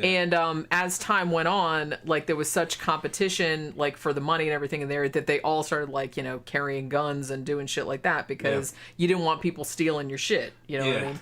Because, and even to this day, I believe it's like, I'm not a big weed person, but a lot of people said like Humboldt County, like Northern California, that's like the best weed in the world. Like a lot of people say, just because the, you know, the climate there is like perfect for growing pot. So they go a lot into that, which actually I thought was, even though I'm not a big weed person, I thought was like actually really interesting. What are you doing? No, I had to reset it. No, don't worry about it. She's worried about what I'm doing. Well, it's like, sometimes I'm talking and then all of a sudden I hear this noise coming. That noise was your voice. Well, I know, but it's like, I don't want my own voice coming back at me. Grandpa said women had big Sasquatch bushes back then. Not all of them, but yeah, a lot of them did. David June, you know, the more the show goes on, the more I'm convinced big feet are the stinky, awkward byproducts of humans and grays. Yeah, baby. I mean, sure. Why not? Like I said, I don't know. I don't like the idea of big feets and the aliens like being. I don't know. Keep those two things separate. I don't know what those two things have to do with each other. Like, not really anything. Well, you know, when you were out camping up in Sequoia, they had a lot to do with each other because people were fucking at night around that campfire looking up at the stars. Smoking all the weed smoking that they were weed growing around, up there. fucking playing guitar and fucking putting John Denver music What on. if Yeah, Sasquatch was an alien? Well, you might worry. You might think the Sasquatch might be watching you from the shadows. You know what I mean? The fucking these big redwood trees everywhere, and then you're looking up. Squatch in the shadows. And then just a few minutes, later, you're looking up. They got Bee Gees playing on the fucking radio. You're looking up, you know, some kind of woman to me, and you're looking up, you know, more than a woman. And like you hear your fucking 17-year-old aunt making out with some dude fucking in the damn, what you call it, the fucking sleeping bag, 2 sleeping bags over, you know, fucking, what's all that noise? You know, you fucking kid. Then you're like looking up the stars and you fucking see shooting star go by, you know, and fucking you go, oh man, that was a UFO, you know. What if that was an alien flying saucer? So your mind could run away with you. Okay, because so everybody's smoking this really good weed up in Humboldt County. Yeah. You know, and maybe there's a Squatch out there looking at you, which, like I said, plausible. And then you suddenly see something that kind of looks like a UFO, and it's just kind of like all one. Yeah. It's all one thing, man. And me, I was a kid. I was just happy to be there. You know, all this cool shit going on. Did they give you any pot? No. Oh, they hogged it all for themselves. Yeah, they weren't that free. They weren't that free. They're like, no, we're not giving that to the little kid. No, they wouldn't give it to like a 12-year-old. No. But you can drink wine. But that's not weird though. Like Europeans do that. That's just the way it was. That's the way it was in California back then. Well, and I mean, when I was a kid, they didn't really. I mean, you know, when I was not like you're gonna be driving, right? Yeah. I mean, when I was a kid, they wouldn't let the kid get drunk, obviously, but they're just kind of like, oh, you know, they give you a sip of beer, like just to be funny or something. Sure. Yeah, I drink those wine coolers. They put in a wine. I had wine coolers. 70s wine coolers was like Annie Green Springs fucking or Boone's Farm fucking cheap wine. Mixed. I feel like Annie Green Springs was even like on a lower tier than Boone's Farm. Well, it came in a big ass jug. Yeah. Well, yeah, that's what I mean. It was like even cheaper than Boone's Farm. Yeah, a couple bucks. And you mixed it 50-50 with 7-Up. And that was the original wine cooler. And that was just shit that girls would make. But they'd give it to kids, too. You know what I mean? For like special treat. It's not like you drink shit 24/7. Give them enough and like the kids will be quiet all night. Yeah, glug, glug, glug, glug, glug, you know. you know, drink it slow. They're like that, you know. But, you know, it's just the way that society was very different back then. Hey, I used to chug Cree-Emulsion when I was a kid, like that fucking cough medicine. Just because I thought it tasted good. Would that have been acceptable in the Bible Belt in the 70s? Fuck no. But this was California. It was very different. I was in both of them. Yeah. But no, it was very different. Well, like I said, I grew up in like kind of rednecky Florida, so it's kind of like it was kind of the same thing with us. They kind of like let kids run around in mud puddles, and it's like, hey, here, have a beer. When you hear about how cool California was, and you know, and go west, and all this kind of shit, and all this songs, and what they were talking about, how great California is because of that. They're talking about that era, 60s and 70s. The rest of the United States was kind of pretty uptight. It's nowhere near as bad as it was now. Nowhere near as bad as it used to be. Yeah, they were talking about like my grandmother's version of the South. Yeah, that was pretty fucked up. Dry counties and shit. But that's all gone. Those people are all dead. Although there are still dry counties nowadays. They don't matter though. There's nothing there. There's nothing there. Well, yeah, I'm just saying that does still exist. Yeah, there's nothing there except religious cults that own those areas, Southern Baptists. And even if you live there and you want liquor, all you have to do is drive over the county line and drive and then bring it back. Yeah, they do that to keep outsiders out. Mm-hmm. They do not want. They're not trying to be hip. They want you to stay the fuck away from them. But they leave there all the time. Yeah. To go other places, and their children leave and don't come back for the most part, except for family visits. That culture is just fading. Well, and it's like, who the hell wants to hang around people like that? I mean, there's nothing there. That's what I mean. There's nothing there. It's just like no fun at all. No, and there aren't even jobs there. Most of the people are gone. The people who most of the people from those areas are gone. The ones that are there, they're on welfare. Yeah. Yeah. Danny Rolling Ghostface says, "You mean to tell me fuzzy navel wine coolers aren't manly?" Hey, I'll drink them. I'm not manly, but you know what I mean. We get every now and then, we kind of get a wild hair, like when we're at Sam's, and we'll get like a case of those. What are they? They're not. What are those wine coolers? Is it Seagrams? Are they Seagrams? Where they have like, and it's like 4 different flavors. There's like they all have like cutesy names, like watermelon wiggle or something. It's not called that, but it's like, I don't remember what it is. And I think there's a fuzzy navel in there, and then there's a peach, that's a peach something or other. There's a watermelon one, there's a strawberry one, and I can't remember what the other one, the other one's blue. What the fuck's the other one? I don't remember. But those are actually pretty good. But honestly, I could drink probably the whole case of those and not... Because, man, sometimes, like, when we've got a case of them, like, we'll sit around and just drink 4 or 5 of them, and it's like, it's just like drinking soda. Grandpa's talking about dry counties in Kentucky. Yeah, they have them, but they're jokes. Yeah. I think there's some in Florida, too. Yeah, they're jokes. It was done by people... Those laws were made by people that are long dead. The people that are there now are mostly retired people who... They're living off of some kind of retirement, or people that are on welfare. The population density is very low. It's not that there's no booze there. It's just that you can't buy any, and there's no bars. They have liquor. It's in their houses, and they just go to another county and get it. It's 15 minutes. Right? Yeah, it's not like illegal to go to another county and buy it and have it in your house. Yeah, you just have it in your house. Which, like I said, it's dumb because it's just like a loophole, and it's it was. Not preventing shit. It was because those counties got taken over by some kind of church a long time ago, and they put that in there to keep the riffraff out. Well, and also I kind of feel like there's an element of, well, we're not having any fun in life, so no one else should either. Maybe. I think what it was is it was virtue signaling. Our church doesn't agree with drunkenness, so we can't have that in this county because our church dominates this county. But then the same people that passed that law are at home having a drink because they just went over to the other county and got it. Well, yeah. It's virtue signaling. And then they go back to church and go, see, we got rid of the evil from our county. But most of that was my grandparents' generation.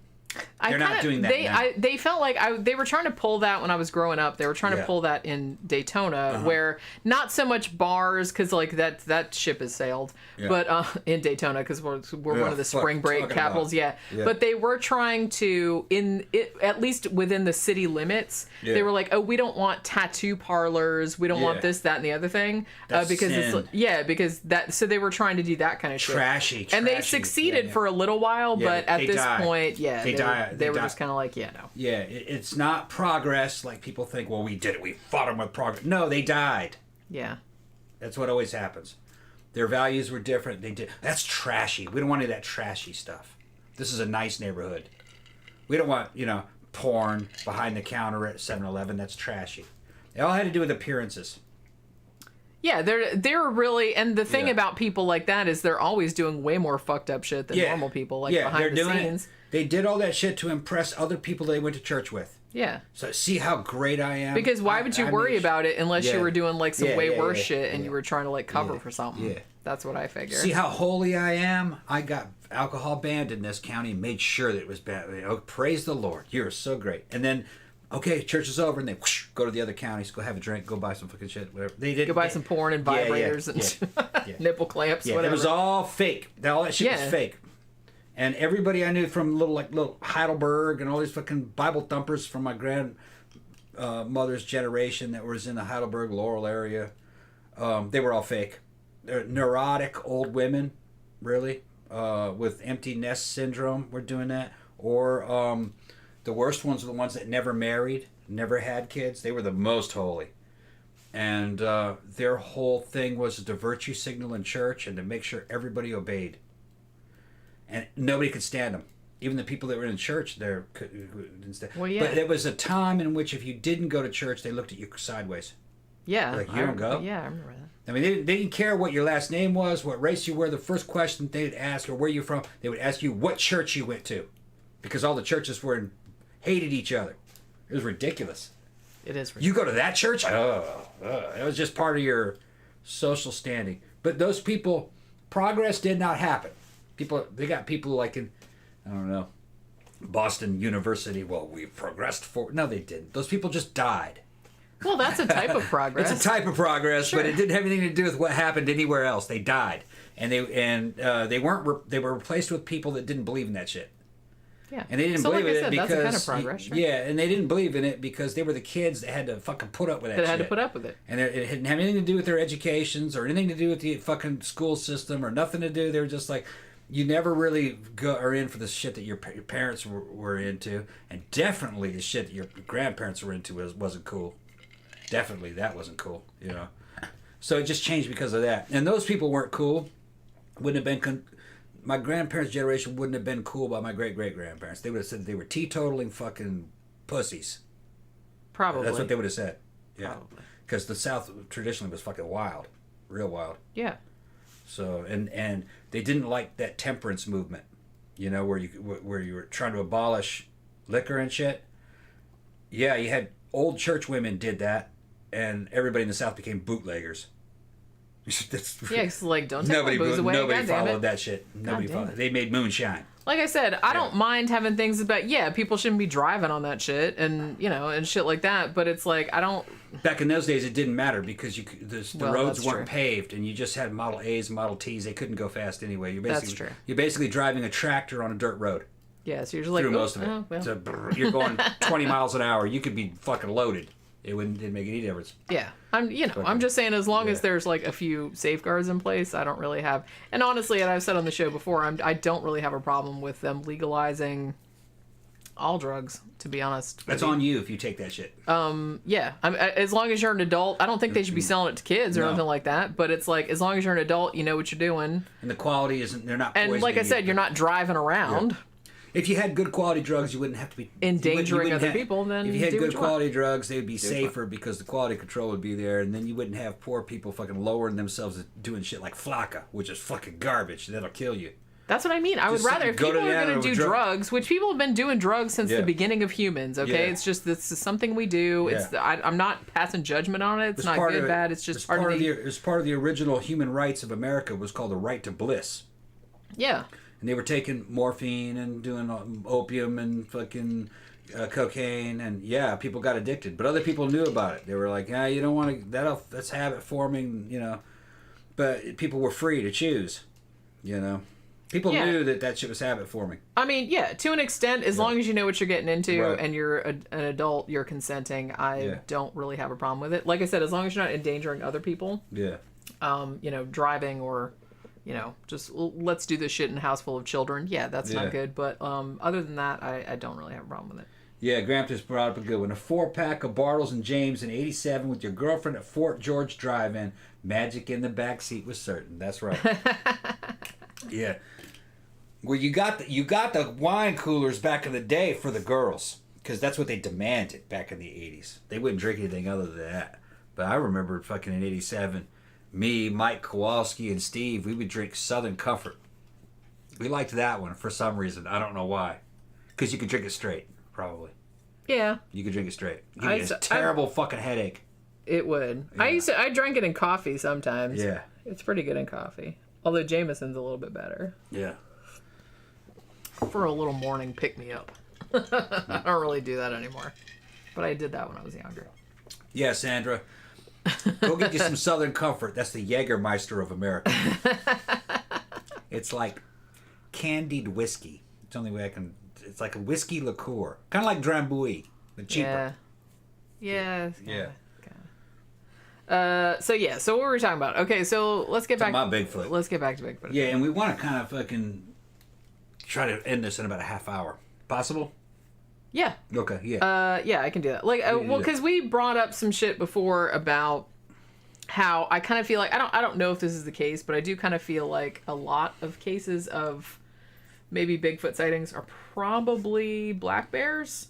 Yeah.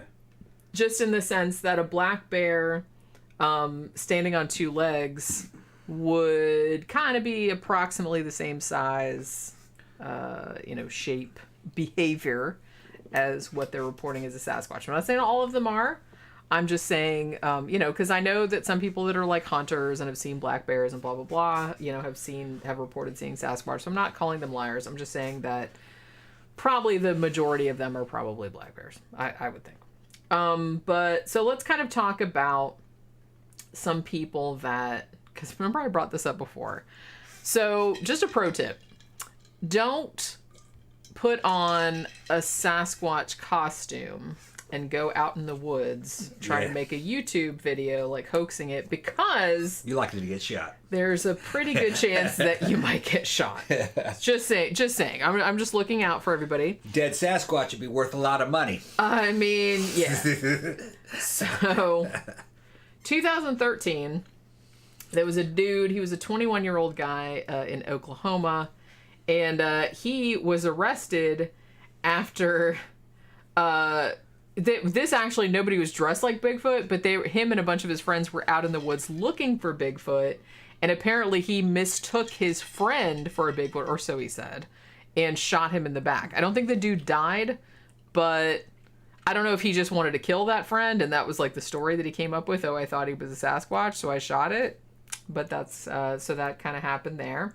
There was another case in 2017 where there was a dude, he was kind of one of those like shaman motherfuckers that's like wearing animal furs all the time. So he was in North Carolina, like, you know, communing with nature, like out in the forest.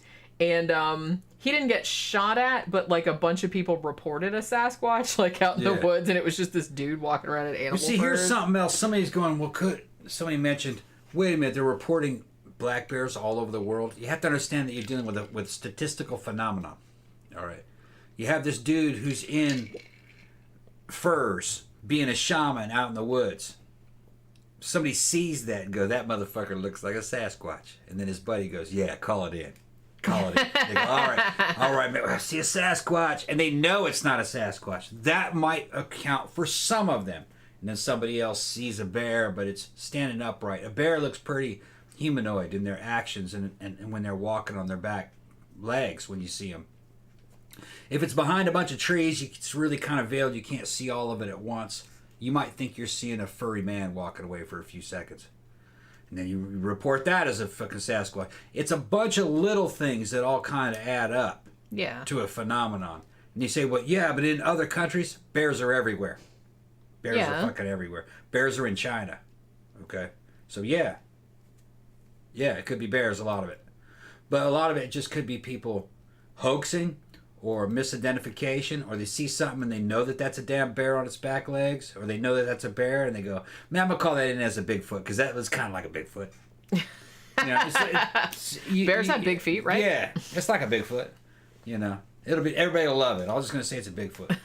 Okay, well, here, near where we lived, all right, there's a train track, and I saw in local print media online that the train conductors, as they went through this neighborhood, it was actually Heathrow, saw what they described as a large bipedal, possibly a gorilla. All right. Oh, I remember that. Remember when that happened? Yeah. It was not a gorilla. It was a bear. Yeah. I saw that same bear because they gave the date. And that in that area, there was a big fucking bear walking around. He crossed the road right in front of me. It was that bear. That's what he saw. I mean, we see bears often enough around here that you can identify different bears. Yeah. You know what I mean? Because but those jokers fucking reported it as a gorilla. They said they only saw it briefly. Yeah. You know, and it was a bear. Yeah. Like I said, you'd think they would know that because there's fucking bears all over this fucking place. Big old black bear. Yeah, it was the size of a gorilla, but it was a bear. Yeah, well, I've seen ones just walking around the fucking neighborhood in the middle of the day that are as big as a gorilla easily, or bigger. And you know, there's no telling who these guys working on this train, where they're from. You know what I mean? You don't know how old they are. They may not have been on a job very long. They might have been from up north or something, and maybe the first time they've seen a bear. It was fast, and maybe they just didn't think bears existed in Florida, sunny Florida. This is the tropics. There's no bears here. Fuck, this place is over fucking full of bears. There's bears everywhere. Yeah. Especially around here. I've never seen as many bears as I've seen since I moved here. Little Swole has a damn relationship with like about 8 of them. They come in the back of that house he was living in. Remember that? Yeah. He says, man, there are like 8 of them. I'm getting a relationship with them. He says, those bears are going to fucking bite you, dude. Stop fucking with those bears. Yeah, you might not. He was feeding them and stuff, you know. They tell you not to do that. It's not the good idea. They're not super aggressive, but they remember you, know where you live, and they'll come into your house. Because they will figure out how to get into your house Yeah. if you leave your shit unlocked. They'll come in and raid your fridge. They're like, we're friends with him. He won't mind. And they come in through a window or try to open a door. They'll grab a lever or try to open doors. They're like a monkey. Yeah. You'd think, well, it's just paws. No, it's like little hands. They can open a car door. Yeah, I've seen them open car They'll doors. sit there and put their hand in there. I've seen them pull open it on the door, refrigerators. trying to open the door. I've seen them open front doors, like in people's houses. Yeah. So he's going, oh, he likes us. He always feeds us. He's got food in there. Yeah. And they'll go in there and tear your house up. He's like, bro, I thought it was all right. Open We're the friends, refrigerator, right? throw food everywhere, shit on everything. Get in your bed and sleep. That's another one they'll do. There'll be 3 or 4 of them sleeping in your bed. Like some Goldilocks. Trying to just move in with you. You know? Hey, it's nice in here. They won't even run from you. If they know you, they're like, hey, we're here. They're going to invite themselves into your fucking house. They totally will. People got that in video. Just look it up on YouTube. They would come right into your house and try to move in with you. Yep. And then they try to boss you around. So, no, you don't want them in there. Yeah, you probably don't. Don't want to befriend them. Yeah. Danny Rolling says she didn't finish that Ape Canyon story yet. There wasn't that much to it. I don't even know if it was like a real thing that happened, but hey, there's Dimitri. Which Dimitri? You know which Club one. Dimitri? Yeah. Okay, what's up, Dimitri? Tom's Indian food will get all the bears knocking on the door. Yeah. That's true. Yeah. Yeah. They might come in. Like I said, the closest we had one sitting on our driveway one time. Yeah. So also there was a case in 2018 where this was in Montana where somebody, I don't know if they were like wearing furs or whatever, but there was somebody out in the woods and then like a hunter shot at them a bunch of times. I don't think they hurt them or killed them or anything, but they said that they thought it was a Bigfoot. So it does happen. So like I said, don't put on because like I said, in 2012 there was a dude that wore a ghillie suit and was like, I'm gonna do a YouTube viral Bigfoot fake video, and he got run over by a car. Yeah. Dimitri's asked me what's up with the Peter Steele wig. I come on a show and fucking depending on whatever's gonna happen in the show, I change wigs out. I change wigs out at least 3 wigs a night and Probably, hats, wigs and hats. Yeah. So we were talking about Bigfoot. This is my fucking Bigfoot wig. Well, I don't know. It's I like got other kinds of wigs, man. Well, I got earlier- a fucking Elvis wig. I got a fucking French artisan wig. I got fucking I got a Michael Caine wig. That's when I do the hand. I got a, Michael Caine / Willy Wonka. Yeah, I got a white dude wig, which is a white. I got a founding fathers wig, like a dude on the fucking money, with a ponytail and everything. Yeah, it's good. I do them all. And I'll put my sexual tyrannosaur hat on. Oh my god, he's like doubling up.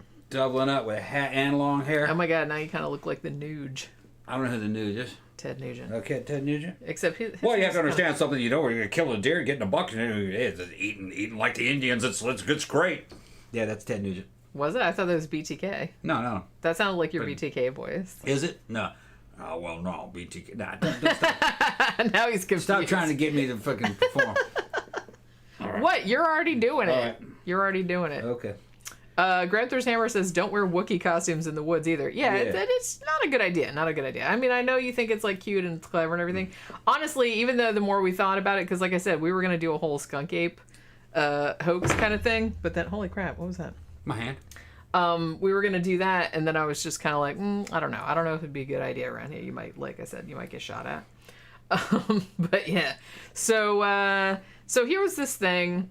This happened. So let's talk about like some of the kind of more famous hoaxes about this, and then we can maybe kind of wrap this up because we're almost at 3 hours. And like this lemon is like this. It's getting you. It's so acid. Should I add some water to it? No, it's fine. All right. So like I said, back in the 1960s, back in 1968, there was kind of this a traveling exhibition that went around that had this frozen body that was supposed to be a Sasquatch. Yeah, this is kind of famous. Yeah. Now, this Sasquatch was only about as tall as a person. It was only about 5'11", so it's like wasn't super impressive. So some of the story, how all these stories kind of attached to it. Oh, like hunters killed it in Minnesota, or some like American soldiers killed it in Vietnam, something like that. And so it was supposedly like this Bigfoot type creature. So finally, they got a primatologist in there to look at it and figured out that it was made of latex. So I don't know if it's still there, but apparently it's at this museum now called the Museum of the Weird in Austin, Texas. That's where that is now. Now, here's something about... So there's this guy... You might have heard of this dude. Tom Biscardi. Have you heard of that guy? He's on Coast to Coast AM all the time back in the day. No. So back in 2005, he has a company called Searching for Bigfoot, Inc. I know, He's got that bitch incorporated. Yeah, it is. Damn. I don't know if he has it legally incorporated, Or if he just added or that. if he just added Probably that just added to that like shit. sound impressive. Because Yeah. how much does it cost to get incorporated I don't nowadays? know. I kind of feel like it's sort of expensive. I don't know. Thank you, David June. Good show, he says. Thank you. So he comes on Coast to Coast, and he says, this is the quote, 98% sure that his group will be able to capture a Bigfoot, which they had been tracking in the Happy Camp, California area. So he comes on Coast to Coast and says that. So then a month after that, he comes back on the show and says, we captured a Bigfoot and we're right now setting up a pay-per-view event so everybody can see it. Because of course he was. I remember when all this shit happened. Yeah. And then... So then he was on there. So, of course, like on Coast to Coast, they're like, ooh, we'll come back and tell us about that. So a couple days later, he's on there again. And when he comes back on there again a couple days later, never mind, there's no captive Bigfoot. It was just this random ass lady that told me that she had one, but she lied to me. And also, everyone listening to this is dumb. Yeah. I miss Coast to Coast. Or though. gullible for believing him is basically... So he basically, like, blamed... Blamed himself. Well, he blamed everyone other than himself. He blamed like the audience. Oh, you shouldn't have believed me. That was obviously bullshit. That's what you mean. You know, or he kind of like waffled between y'all are dumb for believing it in the first place, or I was misled because I was told that there was a captive Bigfoot, but I guess she just made it up. I still miss Coast to Coast though. That was a great show, man. I still remember the Elevator to Mars episode. That's a good one. I kind of remember For that. some reason, that's the only one that I remembered because I was listening to it going, oh my God, seriously? Art Bell was the shit. I liked Art Bell. He could fucking keep you going for hours, and he could keep you suspending your disbelief for hours about some crazy shit. About a dude who's going to come on the show who has a hole in the back of his yard that's so deep that it goes down to hell. Sure. Remember that? Yeah. And he goes, yes, I do. I have a hole that goes all the way down to hell. And then, well, how do you know that it's hell? He goes, I have recordings. And it's like, what? He goes, I lowered a microphone, you know. And he went And on then he like, sounds hey. like he plays it. It's probably like, like a bunch of, People like, screaming, people screaming. well, all yeah, these little because that's what I screams. would It's do. like all the screaming Just souls. everybody and shit. scream into the fucking microphone. No, but it sounds all distant and echoey, like it's Well, yeah, like I it's can do that, millions too. of I can do that people on Audacity. screaming and fucking, and you know, way far away. And you know, and he goes, if you see, look at them, they're all the souls screaming. and it was like all it was shit. It built that shit up all. How did fucking- he keep a straight face, though? How did he keep a straight face? Art Bell? Art Bell fucking understood the audience. He never really committed to crazy shit. Yeah. You know what I mean? He was just presenting it, right? the And he would just story. goes, "Oh my god, that is fascinating." he's not saying you're full of no. shit. He's You're not saying you're full of shit or anything. He wouldn't say you were full of shit, and he wouldn't say, "Oh, well, this is proof." He would just talk about how awesome it was, the evidence. You know what I mean, or just whatever. Yeah, that's Or how- certainly interesting. he goes, I don't think I've ever heard anything like this.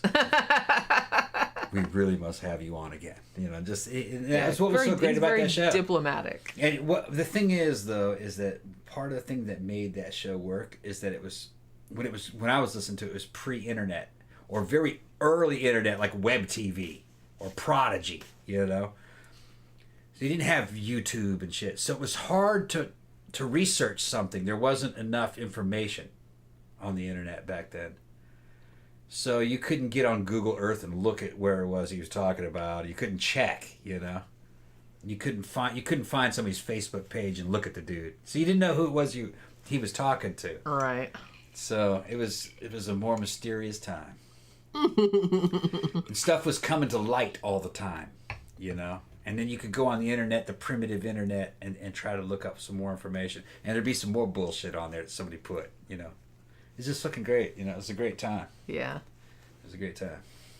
Well, you could, like, use your imagination. Use your imagination Well, more. you could just, like, pretend it was real.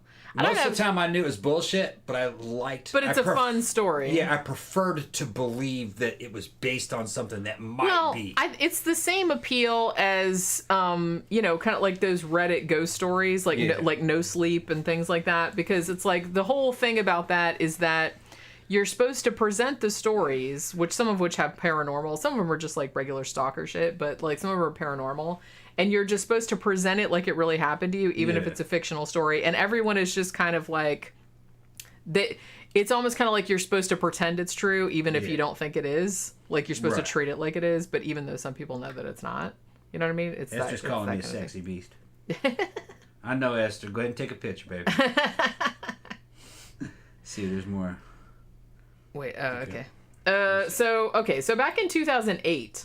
there was these two dudes named Rick Dyer and Matthew Whitten, and they put this video up on YouTube, and they said that they had found a dead Bigfoot in Georgia, which I guess would be a skunk ape more than a Bigfoot, but like I said, same kind of thing. Now, Tom Biscardi, the chucklefuck we were talking about just earlier, that was on the Coast to Coast AM show, saying, hey, I got a Bigfoot, oh, never mind, no, I don't, you guys are dummies. He was contacted by the two guys. He's going to, like, you know, investigate the shit, right? So the two dudes that made the YouTube video, I said, maybe we should see, this is why I think we should maybe make a YouTube video, like, faking this shit. Although this was a long time ago. I don't think you'd get this kind of money nowadays. But these two dudes that made this video, the company Searching for Bigfoot Inc. Gave them $50,000 for this shit. And this story actually ended up getting some main like media traction. You know what I mean? Like it was on like, you know, Fox and ABC and shit like that. So they're like, okay, well you have a dead Bigfoot, like let's see it.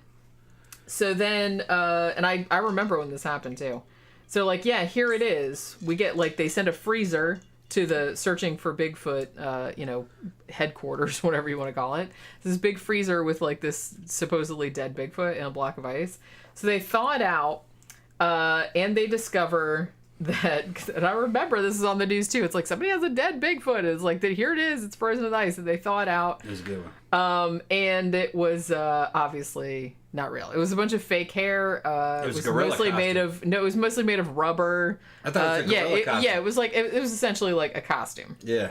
Yeah. So then, like, you know, some other like that was obviously another one. Art Bell made a big deal about that one. I remember that one. I remember it being kind of a big deal. Like, hey, there's a dead Bigfoot, and here it is. We have it. It's frozen, and then they're like, oh, never mind. It's just a gorilla costume in a block of ice. What was funny about Art Bell is he'd have some shit like that on there, but then later on he'd have fucking the dude that did all the what's his name, Graham Hancock, which I always liked Graham Hancock. Some of his stuff seemed plausible, like the Egyptian stuff. You ever seen any of that? Yeah. About where he's talking about where the pyramids and certain structures are placed look a lot like constellations in the sky, but they were talking about from another time. I like the Graham Hancock stuff and the weird anomalies with ancient maps. Yeah, that kind of stuff's interesting, sure. Yeah. So it's kind of funny how in that era everything was just kind of blending together. Yeah. Now Victor Garcia says, yeah, but you still weren't doing research if you're looking online. Dude, they have so much stuff online so you can get audiobooks that are directly just like the other ones. And if you have any experience doing research out of libraries, which we grew up doing that too, you'd find bullshit in the library too. You could find classic fucking books and classic literature that can all be debunked now. Like classics like Edward Gibbon's Decline and Fall of the Roman Empire. Yeah, it's got a lot right, but it's also a lot wrong in there. That book's from the 1700s. So you can do research in a library and actually come up short and not and come away with bad information, if that's what you're referring to. Books don't mean shit. A lot of those books are fucking wrong. A lot of them. Well, it's just as easy to write bullshit in a book as it is on the internet. I mean, it's easier nowadays, obviously, but it's actually the internet now is kind of like fucking fights itself. So at least you know that there's more than one story on the internet about a subject. You know what I mean? There's a couple different viewpoints. You go back to an old book, you only get one man's viewpoint. And his information might have been bad or out of date. Yeah, Victor was saying about Rick Dyer, said they killed a Bigfoot here in San Antonio. That was actually the next, the absolute next thing I was going to talk about. But yeah, so the same dude, Rick Dyer, in 2014, who had done the, hey, we have a dead Bigfoot in ice, whatever. Yeah, he said that he had killed one in September of 2012. And he said that he had had all these DNA tests done on it. He had, like, body scans done on it, shit like that. I shot it. I did all these tests on it. I'm going to show everybody. So he said that the body was in a hidden location, and he was going to take it on tour across the country in 2014. Not surprisingly, this did not happen. And even though a bunch of people asked him about the scans, what were the results of the DNA test, blah, blah, blah, he was really cagey about, like, kind of putting that, information forward. He wouldn't tell, like, what lab had done the DNA tests. And as far as it went, like when the tests actually did come out, they couldn't actually match them to any animal that was known. So he really did never end up making the test results available to anyone. He actually did take this supposed body, like, on tour. He took it to Houston, and then pretty much a month or two later, he came out on his Facebook page and said, oh, guess what? As if anyone was surprised, this is also a hoax. Yeah. He actually had somebody make this prop out of foam, latex, and camel hair.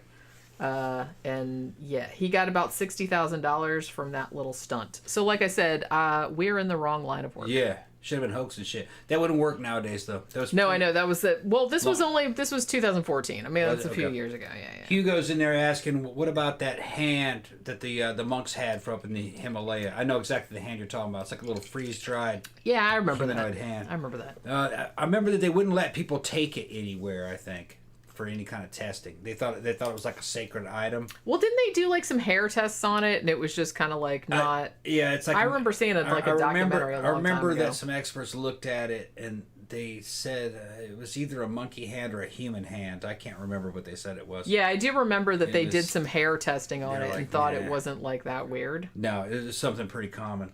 Just kind of a dried out hand. I think it was from a monkey, but it might have been from a human. And it's been so long.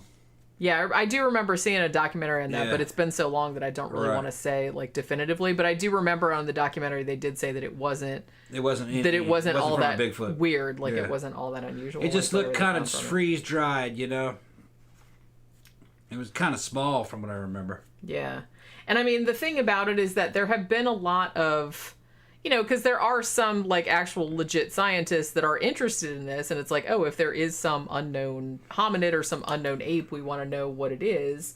So there have been a few that are willing to kind of go and like test, hair samples that have been submitted to them and things like that.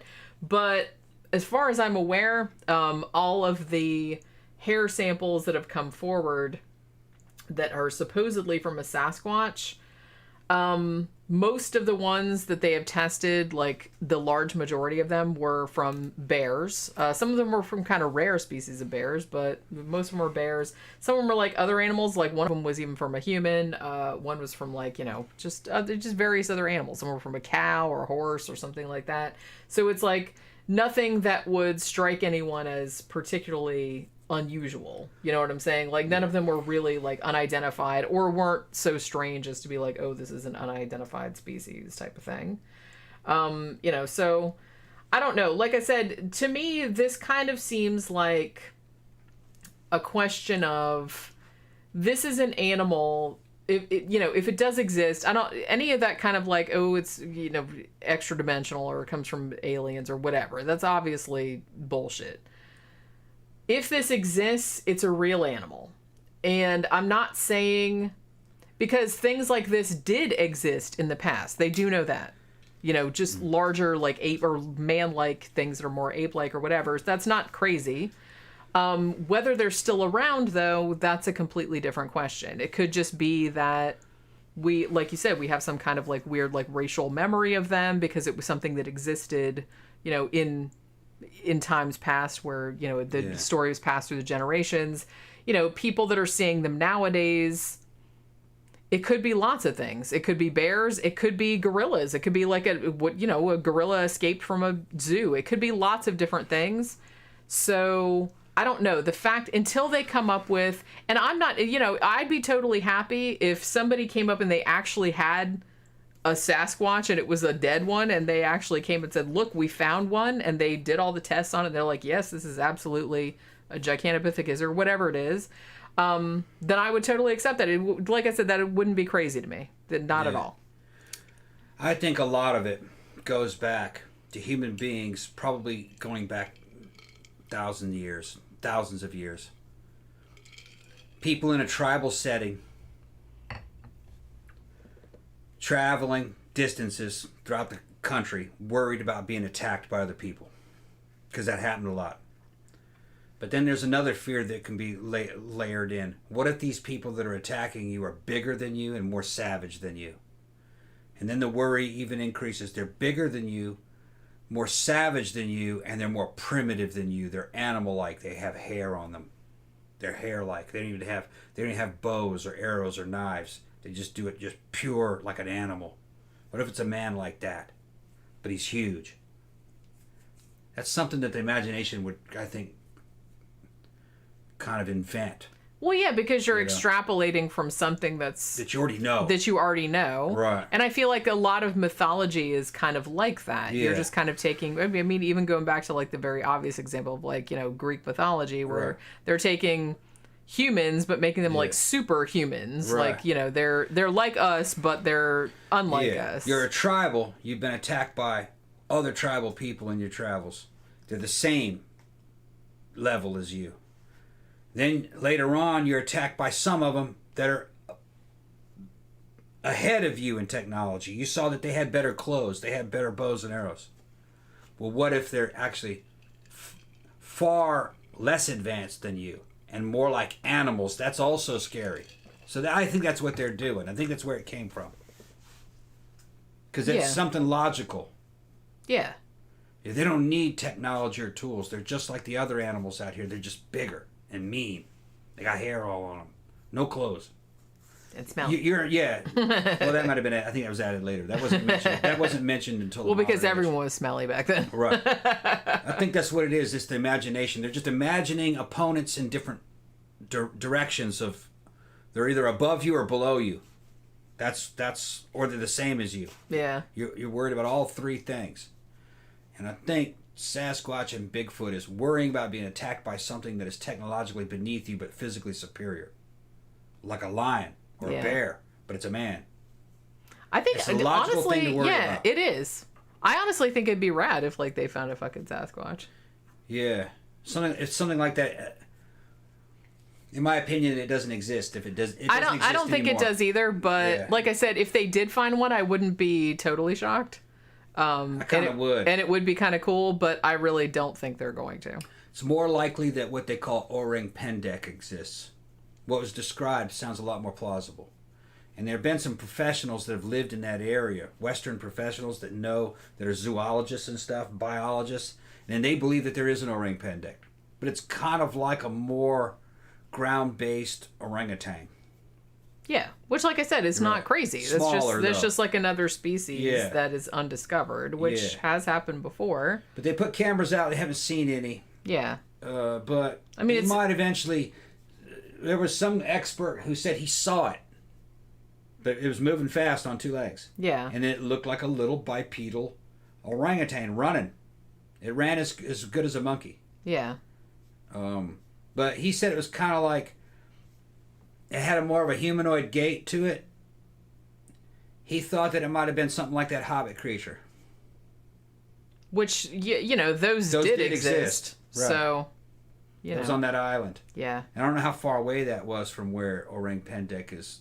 But yeah, there were like little dwarf people. Yeah.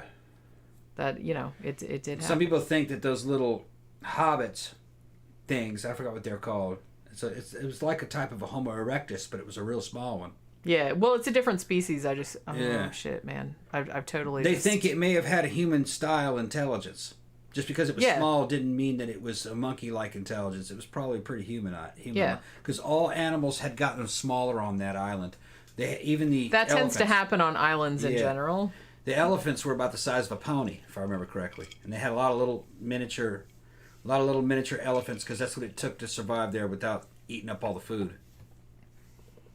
Yeah, I mean, because like I said, over time, species adapt to their Yeah. environments. If you live in a sort of island environment Yeah. where resources are, not as plentiful, Yeah. then, they're going to get smaller. If I remember correctly, the elephants were about the size of a pony, and it was kind of a new species of elephant.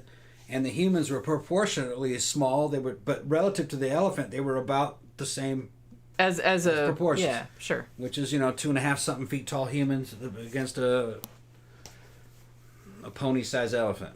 Yeah, which, like I said, it's Yeah, not- everything not shrunk great. down kind of uniformly. Evidently, a lot of the stuff did. Does anybody remember? I remember a few years ago, and I wish I could remember what it was called, but there was like a whole series of little books. They weren't children's books; they were for adults, but they were kind of like they looked like they were drawn. The conceit behind them was that they were a Sasquatch autobiography that he had written himself, and he had kind of like drawn it with like crayons. And what the fuck was it called? There was like 2 or 3 of them. There might be more of them now, but I just remember seeing them a few years ago, and one of my friends had them, and they were like super, super funny. But they were kind of like, what were they called? Me Bigfoot? Something like that. I think the first one was called Me Bigfoot. And it was kind of, and it was just him talking about his life. But he was talking like the way that a Bigfoot would be talking. And like I said, it looked like he had drawn it with crayons, like little pictures and like little words and stuff. And it was just like, it was super, super cute. If anybody like knows what I'm talking about, it's been like a few years. And I know that there was more than one. I can't remember if the first one was called, I think it was called Me Bigfoot. But, oh my God. So we're signing out on Michael that. Caine's back. Sign up. Yeah. No, you've just put a new wig on. Now we No, have to Michael like Caine do- now. No. So you have to like say something. Is he Michael- fucking you? There you go. Tell me. Is he fucking you? Oh shit. All right. So like, what time is it? Okay. It's time to go. It's 9:15. All right. Yeah, Yeah. time So shit, man. Now I gotta fucking get ready and go out. It won't take long. It won't take long for you. It is. Your makeup's on already. I know, but it looks kind of crappy because it's been on all Just day. put a blue wig on. You're good to go. Put your clothes on. Go. It only take a few minutes. All right. The longer it takes you to close down, the less time we have. All right. Fine. He's like trying to rush me. All right. Yep. So hopefully you That guys. shit I gotta do. Got the food It- cooking too. Oh, that's right. Hopefully you guys enjoyed the show about Bigfoot. I had a good time. We didn't get too Yeah, it was drunk. a good show. We mostly stayed on topic, which is always amazing. But yeah, so we'll be back on Sunday. Probably be talking about Cocaine Cowboys because that's a thing that we just watched. We watched that whole series. Yeah, you can watch it on Netflix. It's on now. Netflix. Yeah, it's actually really good. It's really Yeah, it's a good entertaining. series. What is Good it? Florida it's series. only like 4 episodes. 6 episodes. Six I think. episodes. Okay, Yeah. it's 6 episodes. Yeah, but I thought it was just 4, but okay, I can't remember. But yeah, it's really good. So we'll be back on Sunday afternoon. You guys have a good weekend up until then, and we will talk to you guys later. Bye.